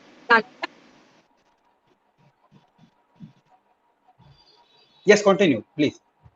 सेक्शन 41, हाँ सेक्शन 41 में हमारे अगर प्रॉमिसी जो है उसने एक्सेप्ट कर ली है कि वो जो फुलफिलमेंट है वो थर्ड पार्टी से एक्सेप्ट कर लेगा, तो यहाँ पे हमारे पास जो परफॉर्मेंस है वो थर्ड पार्टी भी कर सकती है। और उसके बाद जो परफॉर्मेंस अगर थर्ड पार्टी ने की है तो जो प्रोमिसर है वो लायबल नहीं होगा, उसकी लायबिलिटी खत्म हो जाएगी। यानी कि जो प्रोमिसी है अब वो प्रोमिसर को स्यू नहीं कर सकता क्योंकि उसकी लायबिलिटी खत्म हो चुकी है, और उसने जो एक्सेप्टेंस उसने हाँ, जो सो मैं, एक्सेप्ट की थी यस, वो थर्ड पार्टी से की थी। थोड़ा सा मैं और एक्सप्लेन कर देता हूँ। सो सपोज मैंने हर्षिता से 1000 रुपीज बोरो किया है, और मेरे बदले अगर आरिफ कहते हैं कि मैं हर्षिता आपको पे कर दूंगा, आप राहुल सर को कुछ मत बोलो, और आरिफ ने हर्षिता को पे कर दिया है, so in that case Harshita will not come back and ask Rahul sir to pay 1000 rupees again. That's it. Section 41 में इतना लिखा हुआ है कि अगर प्रोमिसी ने परफॉर्मेंस थर्ड पार्टी से एक्सेप्ट कर लिया तो प्रोमिसर को दोबारा सू नहीं करेगी। That's it. चल नेक्स्ट बता दीजिए। नेक्स्ट हमारे पास जॉइंट प्रोमिसर्स का आता है। जॉइंट प्रोमिसर में हमारे पास 3 केस होते हैं। जॉइंट प्रोमिसर में अगर तीनों अगर सभी जॉइंट प्रोमिसर्स अलाइव हैं तो वो खुद फुलफिल करेंगे। अगर उनमें से किसी एक की डेथ हो जाती है तो जो जिसकी डेथ हुई है उसका लीगल रिप्रेजेंटेटिव प्लस जो बाकी जॉइंट प्रोमिसर्स बचे हैं वो हमारे पास अपने प्रॉमिस को फुलफिल करेंगे। और अगर सभी जॉइंट प्रोमिसर्स की डेथ हो जाती है तो यहाँ पे हमारा जो प्रॉमिस को फुलफिल करेंगे वो सभी जॉइंट प्रोमिसर्स के लीगल रिप्रेजेंटेटिव्स ही हमारे इस प्रॉमिस को फुलफिल करेंगे। यहाँ पे इंपॉर्टेंट ये कि ज्वाइंटली करना है। सो अगर मान लीजिए सारे ज्वाइंट प्रोमिसर्स जिंदा हैं तो तीन ज्वाइंट प्रोमिसर है फॉर एग्जांपल, तो तीनों joint promisor jointly perform I hope it करेंगे। इज क्लियर टू अगर यू गाइस। यस, अगर तीन में से किसी परफॉर्मेंस एक हमारे का, पास 5 लोग कर सकते हैं, प्रोमिसर खुद भी कर सकता है।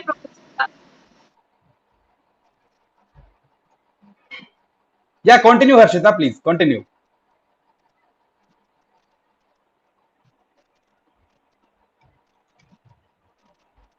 Harshita please continue. हाँ, sir I think okay sir. हमारे पास 5 लोग परफॉर्मेंस कर सकते हैं। प्रोमिसर खुद कर सकता है, प्रोमिसर का एजेंट कर सकता है, लीगल रिप्रेजेंटेटिव्स कर सकते हैं, थर्ड पार्टी कर सकती है, या फिर जॉइंट प्रोमिसर्स भी कर सकते हैं। हाँ, ज्वाइंट प्रोमिसर और वाले जॉइंट केस में प्रोमिसर्स के ज्वाइंटली केस करना होता में है। जॉइंट प्रोमिसर्स के केस में हमारे पास 3 केस आ जाते हैं। या तो जॉइंट प्रोमिसर्स अगर अलाइव है तो वो खुद परफॉर्म करेंगे। अगर उनमें से किसी एक की डेथ हो जाती है तो उस डिसीज जिस पार्टनर की डेथ हुई है उसका लीगल रिप्रेजेंटेटिव और साथ के साथ जो बचे हुए जॉइंट प्रोमिसर्स है वो कंटिन्यू करेंगे। और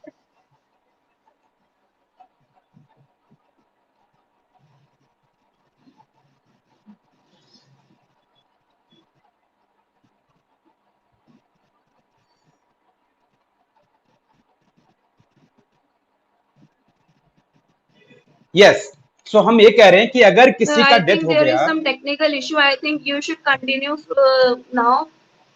no problem no problem. So हम लोग यही कह रहे थे कि अगर सारे ज्वाइंट प्रोमिसर्स जिंदा हैं तो सब ज्वाइंटली करेंगे। अगर किसी एक की डेथ हो गई तो उसका लीगल हेयर प्लस जो सर्वाइवर हैं, और अगर सारे ही डिसीज हो गए हैं तो सब क्या करेंगे, सबके लीगल रिप्रेजेंटेटिव्स ज्वाइंटली परफॉर्म करेंगे। दैट्स इट, इतना था इसके अंदर। यहाँ पे एग्जांपल था कि एस ने पी से पैसे मांग रहा था एस, बट पी के बिहाफ पे डी ने पेमेंट कर दिया, so again S can not sue P, ठीक है ना। और like the promise may be performed by third party. So ये सेक्शन 41 में था कि अगर थर्ड पार्टी से एक्सेप्ट कर लिया है तो आप दोबारा से प्रोमिसर को सू नहीं कर पाएंगे। यहाँ पे लीगल हेयर ने परफॉर्म कर दिया, ठीक है ना, बस इसका एग्जांपल था हमारे पास। सो अगर आपको नोटिंग करना है सो आप यहाँ से नोटिंग कर सकते हैं एक बार अपने रजिस्टर के लिए, अगर आपको लास्ट टाइम के लिए ध्यान रखना है सो आप नोटिंग कर सकते हैं। Section 40 is who may perform the contract. 37, 38, 39 कर चुके हैं। 37 performance, 38 attempted performance, 39 is whole obligation, performance of whole obligation, and now we have discuss section 40 that who can perform. So first, अगर वो पर्सनल नेचर का contract है तो promisor को खुद करना पड़ेगा। नंबर 2, प्रोमिसर का एजेंट भी कर सकता है और उसका लीगल रिप्रेजेंटेटिव भी कर सकता है अगर प्रोमिसर की डेथ हो गई तो। थर्ड पार्टी भी कर सकता है, बट अगर थर्ड पार्टी से परफॉर्मेंस एक्सेप्ट कर ली है प्रोमिसी ने तो प्रोमिसर को दोबारा से सू नहीं करेगा नॉन परफॉर्मेंस के लिए। और अगर ज्वाइंट प्रोमिसर का केस है तो सारे ज्वाइंट प्रोमिसर्स ज्वाइंटली करेंगे। अगर कोई किसी की डेथ हो गई है तो जितने सर्वाइवर्स हैं वो ज्वाइंटली करेंगे, प्लस उसके लीगल रिप्रेजेंटेटिव्स करेंगे जो डिसीज्ड हो गए। और अगर सारे ही डेड हो गए ज्वाइंट प्रोमिसर तो सारे के लीगल रिप्रेजेंटेटिव ज्वाइंटली परफॉर्म करेंगे। दैट्स इट, बस ये है हमारे पास सेक्शन 40। अगर आपका नोटिंग हो जाए तो आप मुझे बता दीजिए, हम लोग आगे बढ़ जाएंगे।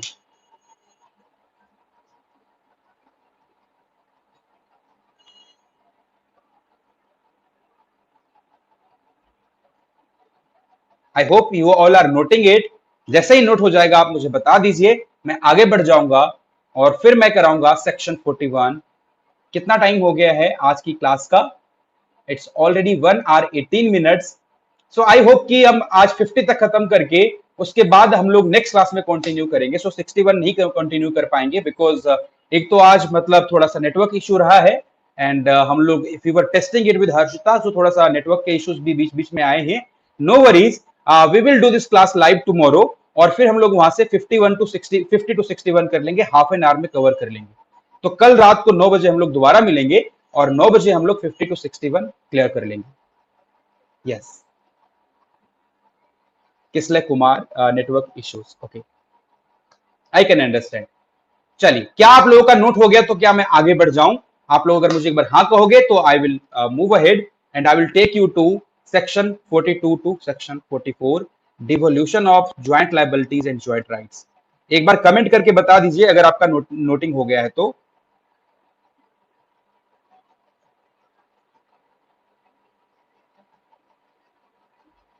Notes will be provided in the group, और ग्रुप का डिस्क्रिप्शन वीडियो में मिल जाएगा आपको, ठीक है। सो मैं आगे बढ़ जाता हूं and I will discuss devolution of joint liabilities and joint right.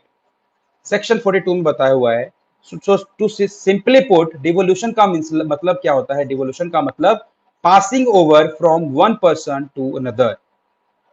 Done sir, very nice Kishle. हाँ, डिवोल्यूशन का मतलब क्या होता है?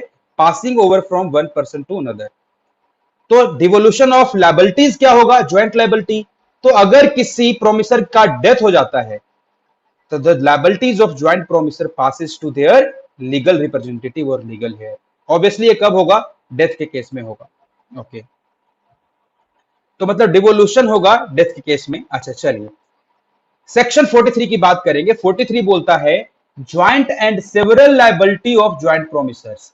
इसका मतलब क्या होता है कि सपोज 3 दोस्तों ने मिलकर के 30,000 रुपीज बोरो किया है। मैं आपको एग्जांपल कराता हूं। यहाँ पे ये है रेंचो, फरहान और Raju.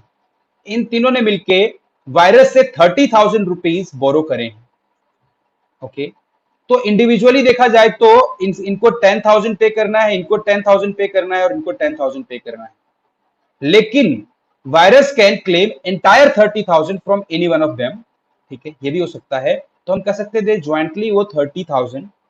Eight the same time they are also responsible separately for 30,000। तो मतलब अगर आकर के वायरस कहता है कि राजू आपको ही पूरा 30,000 पे करना पड़ेगा, तो he can not deny, because इसकी लायबिलिटी जो है वो कैसी है, सेवरल एंड ज्वाइंट है। Okay, so he can not deny. हाँ, बट इसके पास राइट होगा कि वो रिमेनिंग पार्टनर्स को बोले कि आप भी कंट्रीब्यूट करो।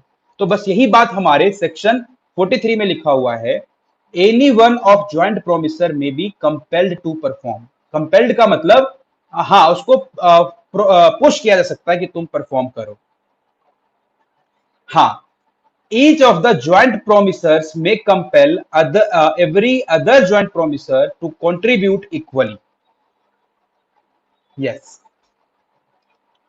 So देखो, ये सेक्शन 43 हो गया हमारे पास कि जो प्रोमिसर्स हैं उसकी लायबिलिटी ज्वाइंटली भी होती है और सेवरली भी होती है। सो आपको इनमें इन तीनों को 30,000 तो ज्वाइंटली भी देना है, बट पर्सनली भी किसी एक को वायरस कर सकता है कि 30,000 पे करो। ओके, चलो फॉर एग्जाम्पल इस केस में वायरस ने राजू को बोल दिया कि आपको 30,000 पे करना है, तो क्या राजू इन दोनों को बोल सकता है कि आप दोनों अपना अपना 10,000 मुझे पे करो? यस, इसको 30,000 यहाँ पे कर देना चाहिए, but he can claim 10,000 each from both of them. What will happen अगर इसमें से जो बीच वाला पर्सन है फरहान, वो इंसॉल्वेंट हो जाता है और इसके स्टेट से सिर्फ 5,000 रुपए रिकवर हो पाएंगे। उस केस में जो लॉस हुआ है 5,000 का, वो ये और ये आपस में मिलकर शेयर कर लेंगे। सो 5,000 का लॉस ये दोनों शेयर करेंगे, तो 2.5 10 की लायबिलिटी पहले थी, अब इसके पास सिर्फ बचे ही 5 हैं, तो ये 2,500 देगा एक्स्ट्रा, ये 2,500 देगा एक्स्ट्रा। तो इसको पे करना है, राजू को पे करना पड़ेगा 12.5, रेंचो को 12.5, और फरहान के पास सिर्फ बचे ही 5 के हैं। That's it. ठीक है, सो हम लोगों ने सेक्शन 42 पढ़ लिया, 43 पढ़ लिया। 43 में क्या था कि किसी भी ज्वाइंट प्रोमिसर को हाँ, कोई भी ज्वाइंट प्रोमिसर है वो रिमेनिंग ज्वाइंट प्रोमिसर्स को कंपेल कर सकता है कंट्रीब्यूट करने के लिए अगर कोई लॉस होता है तो, और बाकी ज्वाइंट प्रोमिसर्स की ड्यूटी है कि वो उसको फुलफिल करे। यहाँ पे सेक्शन 44 में ये बात लिखी हुई है कि अगर राजू को बोला है वायरस ने कि 30,000 पे करो, और राजू बोलता है कि आप दोनों 10,000 ईच पे करो, तो इन दोनों को पे करना चाहिए। यस, और अगर इसका लॉस हो गया तो ये बाकी जो एक बच गया है उसको बोल सकता है इक्वल कंट्रीब्यूट करने के लिए। That's it. हाँ, सो आई होप कि अब यहां तक करने के बाद हमारे पास devolution of joint liabilities and rights clear हो गया आपको। Effect of release of joint promisor. So अगर इसने बोला है वायरस ने कि ये इसको रिलीज कर दिया है, इसके ऊपर केस फाइल नहीं करेगा, so what does that mean कि राजू और फरहान भी रिलीज हो गए? नहीं, एक तो ये दोनों रिलीज नहीं हुए और इसकी लायबिलिटी इन दोनों की तरफ भी खत्म नहीं हुई है। दैट्स इट, यही लिखा हुआ है। सो रिलीज करने का मतलब इंडिया में ये नहीं होता कि रिमेनिंग प्रोमिसर्स की लायबिलिटी खत्म हो गई या जिसको रिलीज किया गया उसकी liability towards other joint promisor खत्म हो गई है। ठीक है, बस इतनी सी बात थी। तो आपको अगर नोट करना है तो नोट कर सकते हैं, section 42 devolution of joint liabilities and rights. Devolution means passing over from one person to another. Devolution of joint liabilities means passing over of liability from liabilities or rights to legal heirs in case of death. In case of joint promise, the liability is joint and several. ये note कर सकते हैं। 43 में any joint promisor may be compelled to perform the whole promise, like virus ने राजू से perform करवा लिया था, and it is duty of joint promisors to share the loss due to insolvency of any joint promisors. और section 44 कहता है कि it is right of joint promisors to claim performance from other joint promisor। मतलब अगर राजू को यहाँ पर इन्होंने कंपेल कर दिया है तो Raju can ask other to to contribute. That's it. ये सेक्शन 42 से 44 था आपका, बहुत इजी। और फिर हम लोग आते हैं एग्जाम्पल वो वाला, आप जो चाहो तो नोट कर लेना, यहाँ पे मैंने आपके रेफरेंस के लिए डाल दिया है। सो आप ये एग्जाम्पल्स मैं ग्रुप में भी डाल दूंगा, आप ग्रुप में से आप यहाँ पर अपने रजिस्टर में नोट करके रख सकते हैं, सो दैट कल को आपको इतना याद करने में मुश्किल नहीं होगा। क्या हम लोग 31 से 44 तक एकदम से क्लियर हो गया? 31 to 36 was contingent contract, 31 was definition, 32 was contract contingent upon happening of some collateral event. Okay, 33 non happening पे डिपेंड कर रहा था, 34 conduct of a living party हो रहा था, 35 में क्या हो रहा था? 35 में क्या हो रहा था बताइए? 35 में हो रहा था with in a specified time, happening और नॉन हैपनिंग पे डिपेंड कर रहा था। 36 क्या है, कोई बताएगा मुझे? 36 कमेंट करके बताइए, 36 क्या था? कुछ याद आ रहा है? अगर इम्पॉसिबल इवेंट है उसके ऊपर कंटीजेंट है आपका कॉन्ट्रैक्ट तो, और 37 में परफॉर्मेंस, 38 में अटेम्प्टेड परफॉर्मेंस, 39 में होल ऑब्लिगेशन परफॉर्म होना चाहिए, 40 में बता रहे हैं कि किसको परफॉर्म करना चाहिए, 41 में हम लोगों ने क्या बताया है, 41 में बताया हम लोगों ने कि अगर थर्ड पार्टी से एक्सेप्ट कर लिया तो आप दोबारा से प्रोमिसर को सू नहीं कर सकते हैं। 42 इज, हाँ 42 is devolution of joint liabilities. 43 में क्या है कि किसी एक पार्टी को कंपेल किया जा सकता है, ठीक है, और उसके पास क्या होता है, बाकी पार्टनर्स का ड्यूटी होता है कि अगर उसको लॉसेज हुए हैं तो कंट्रीब्यूट किया जाए, ठीक है ना। और 44 में है कि जिस ज्वाइंट प्रोमिसर को कंपेल किया गया उसके पास राइट होता है कि रिमेनिंग ज्वाइंट प्रोमिसर से परफॉर्मेंस करवा ले। ओके, फिर हम लोग बात करेंगे 42 टू 44 कर लिया हम लोगों ने। हाँ, रिलीज करने से न तो रिमेनिंग पार्टनर प्रोमिसर्स की लायबिलिटी रिलीज होती है और न ही जिसको रिलीज किया गया है उसकी लायबिलिटी खत्म होती है टुवर्ड्स द अदर ज्वाइंट प्रोमिसर्स। तो ये सब चीजें हम लोगों ने कर दिया, ठीक है। अब हम लोग बात करेंगे सेक्शन 45 की। बहुत इजी, वेरी सुपर इजी। यहां पर क्या है कि सपोज ए और बी ने दोनों ने मिलकर के 5000 रुपीज सी को दिया था और सपोज इसकी डेथ हो जाती तो क्या होगा, ए का लीगल हेयर प्लस बी ये दोनों इसे परफॉर्म करवा लेते। दैट्स इट, सेक्शन 45 में यही था, devolution of joint rights. If the rights to claim performance is jointly with promisors during their joint lives and after the death of any of them with the representatives of such deceased person with the survivors and the death of all joint promisors all the representatives only। so अगर B का भी death हो जाता है तो B का भी death इलार आ जाएगा और ये दोनों ज्वाइंटली C से परफॉर्म करा लेंगे। दैट्स इट, बस इतना था 45 में। अब 46 टू 50 बहुत बहुत इजी है, एक स्लाइड का है और ये खत्म करने के बाद हम लोग आज का सेशन खत्म कर लेंगे और कल हम लोग हाफ एन आवर का सेशन रखेंगे जिसमें हम लोग we will discuss 51 to 61। Okay, because आज की क्लास शुरुआत में because of some network issues और some technical problems it took 10 minute extra of us. So हम लोग कल रात में एक आधे घंटे का सेशन रख लेंगे जिसमें वी विल डिस्कस 51 टू 61। आइए, सो 46 से 50 में कुछ नहीं है, जहां पर कोई टाइम स्पेसिफाई नहीं किया है वहां पे हाँ प्रोमिसर को रीजनेबल टाइम के अंदर परफॉर्म कर देना चाहिए। आपको एक एग्जांपल याद होगा कि अगर आपने शेयर अप्लाई किया है किसी कंपनी का तो उसको टाइमली कंपनी को अलॉट कर देना चाहिए। अगर वो 6 महीने बाद अलॉट करता है तो that is not reasonable, simple बात है ना। टाइम पीरियड स्पेसिफाई किया हुआ है बट डेट स्पेसिफाई नहीं किया है, ठीक है ना। तो टाइम पीरियड बताया हुआ है, सपोज कि आज मेरे घर पे आप पहुंचा देना, आज का डेट क्या है 23 अगस्त। तो 23 अगस्त को मेरे को अपने घर पे केक चाहिए, तो कब पहुंचाएंगे, during the usual business hours. अगर मेरे घर पे कुछ शुगर चाहिए तो मुझे यूजुअल बिजनेस आवर्स में करना है। सर बुक में लिखा है डिवोल्यूशन ऑफ राइट्स में ज्वाइंट प्रोमिसी लिखा है, ऑब्वियसली जो तो राइट किसके पास होगा बेटा, देखो हाँ, सो राइट के केस में you can say joint promisee because right तो ज्वाइंट प्रोमिसी के पास होता है। प्रोमिसर्स को हटा करके आप यहाँ पे प्रोमिसी कर सकते हैं, you are right, because liability promisor की लाइबिलिटी होगी और प्रोमिसर, लेकिन रेसिप्रोकल कॉन्ट्रैक्ट में क्या नाम है बेटा सोनाली, आपको पता होता है रेसिप्रोकल प्रोमिसेस में दोनों पार्टी प्रोमिसर भी होते हैं और प्रोमिसी भी होते हैं, so it hardly makes a difference, ठीक है। रेसिप्रोकल प्रोमिसेस के केस में हर पार्टी अपने आप में, अगर आपने बोला है कि मैं आपसे गिटार खरीदूंगा तो आप प्रोमिसर हो कि आप पेमेंट करोगे, एट द सेम टाइम मैं प्रोमिसर हूं कि मैं गिटार दूंगा, मैं प्रोमिसी हूं कि मुझे पैसे मिलेंगे और आप प्रोमिसी हो कि आपको गिटार मिलेगा। So both the parties are promisor and promisee. Sonali, is that clear? हाँ, क्लियर हो गया ना। तो इसलिए आपको घबराना नहीं कि प्रोमिसर लिखें कि प्रोमिसी लिखे, हार्डली मैटर्स। हम लोग बात कर रहे हैं 46 से 50 का, तो बहुत इजी है। 46 में अगर टाइम पीरियड स्पेसिफाई नहीं किया हुआ है तो रीजनेबल टाइम में करना चाहिए। अगर मतलब आपने शेयर अप्लाई किया किसी कंपनी को तो उस कंपनी को इसको पे करना चाहिए, अलॉट करना चाहिए timely with in 10 days 20 days, ना कि 6 महीने बाद। फिर दूसरा कहा हम लोगों ने अगर टाइम पीरियड स्पेसिफाइड है तो यूजुअल बिजनेस आवर में करना चाहिए। और फिर थर्ड है कि there is time period specified, लेकिन यहां पर रिक्वेस्ट चाहिए प्रोमिसी का, an application by the promisee. इसका एग्जांपल समझ लो, मेरे घर पे आज मेरा बर्थडे है for example and I am ordering an cake, तो मैंने बोला है कि आप मेरे घर पे तब भिजवा देना जब मैं बोलूंगा। मैं प्रोमिसी हुआ और वो प्रोमिसर है, फॉर एग्जांपल जो शॉपकीपर है, मैंने शॉपकीपर को बोला है कि आप आज के दिन केक भिजवाना, बट जब मैं बोलूंगा तो उसको कब परफॉर्म करना चाहिए? जब परफॉर्मेंस के लिए अप्लाई करना पड़े, जब मैं बोलूंगा कि आप मुझे सप्लाई कर दो तभी सप्लाई करेगा, दैट्स इट। अगर कोई प्लेस फिक्स नहीं हुआ है तो प्रोमिसर को पूछना चाहिए कि भैया किस जगह पे सप्लाई करूं। अगर मैं शॉप पे गया कि भैया केक दे देना, मेरे घर केक भिजवा दो, तो पूछेगा ना कहां पे सप्लाई करना है। Okay, where the promisee prescribes the manner, promisee ने बताया है कि आपको किस मेथड में एक्सेप्ट करना है। सर सेल ऑफ गुड्स कब स्टार्ट होगा? सर किशले अभी तो कल से हमारा अन अकेडमी पे वापस 5 बजे से पार्टनरशिप शुरू हो रहा है।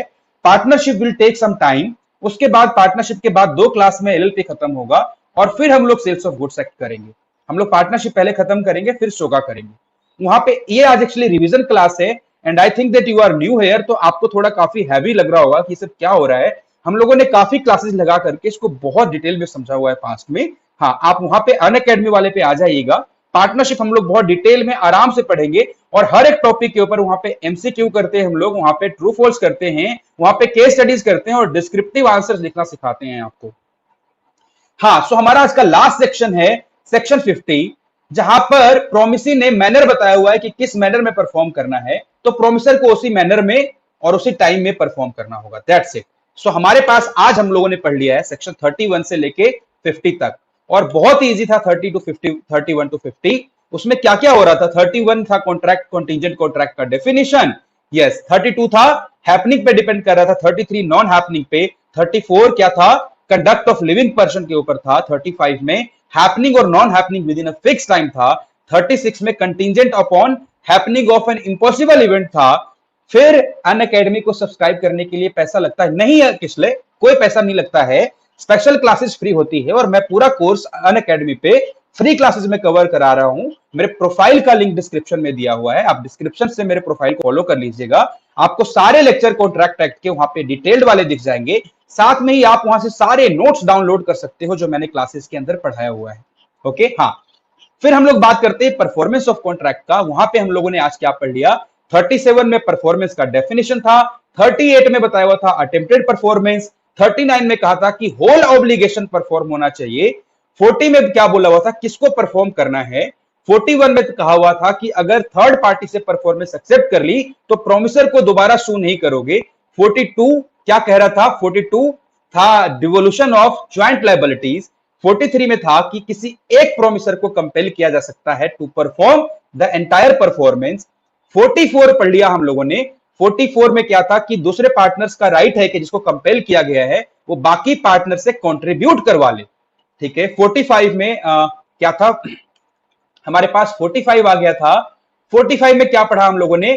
ज्वाइंट राइट के केस में जो लिविंग पर्सन है वो along with the LRs of legal representatives of deceased joint promisor have to claim the performance from the promisor, okay, ठीक है। फिर हम लोगों ने 46 से 50 पढ़ लिया और 46 में क्या था कि जहां पर कोई टाइम स्पेसिफाई नहीं किया हुआ है वहां पे रीजनेबल टाइम के अंदर परफॉर्मेंस करनी है। अगर टाइम पीरियड स्पेसिफाई किया है तो आपको यूजुअल बिजनेस आवर में परफॉर्म करना है। अगर टाइम स्पेसिफाई किया गया है बट वहां पे it requires an application from the promisee, तो प्रोमिसी को अप्लाई करना चाहिए कि कब परफॉर्म करे। जब मुझे केक मंगाना है तो मैं ऑर्डर करूंगा केक घर भेज दो, तभी घर केक भेजेगा। फिर हम लोगों ने 49 पढ़ लिया जहां पर प्लेस स्पेसिफाई नहीं किया है तो प्रोमिसर को पूछना चाहिए कि कहां पे सप्लाई करूं। एंड लास्ट वन जहां पर प्रोमिसी ने मैनर प्रिस्क्राइब किया है, टाइम प्रिस्क्राइब किया है, तो आपको प्रोमिसर को उसी टाइम और मैनर के अंदर उसको परफॉर्म करना चाहिए।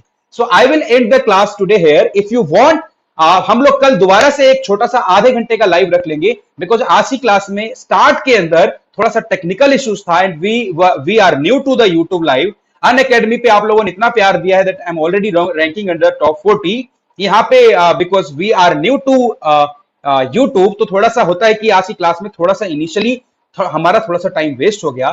सो we will try to cover that gap from tomorrow और कल हाफ एन आवर के लिए मिलेंगे and we will discuss section 51 to 61 which will hardly take 20 minutes, but हम लोग हाफ एन आवर का टाइम मान के चलते हैं। तो see you guys tomorrow at 5 at an academy and then in the evening at 9 p.m. for half an hour. See you. Have a very, very nice evening ahead and happy weekend to you, all of you, and see you tomorrow at 5. Good night. Good night, my dear friends. Sonali, Kishlay, and Arif, Girija Khanna. पर अच्छी थी class. You always like the class, Girija. Yes.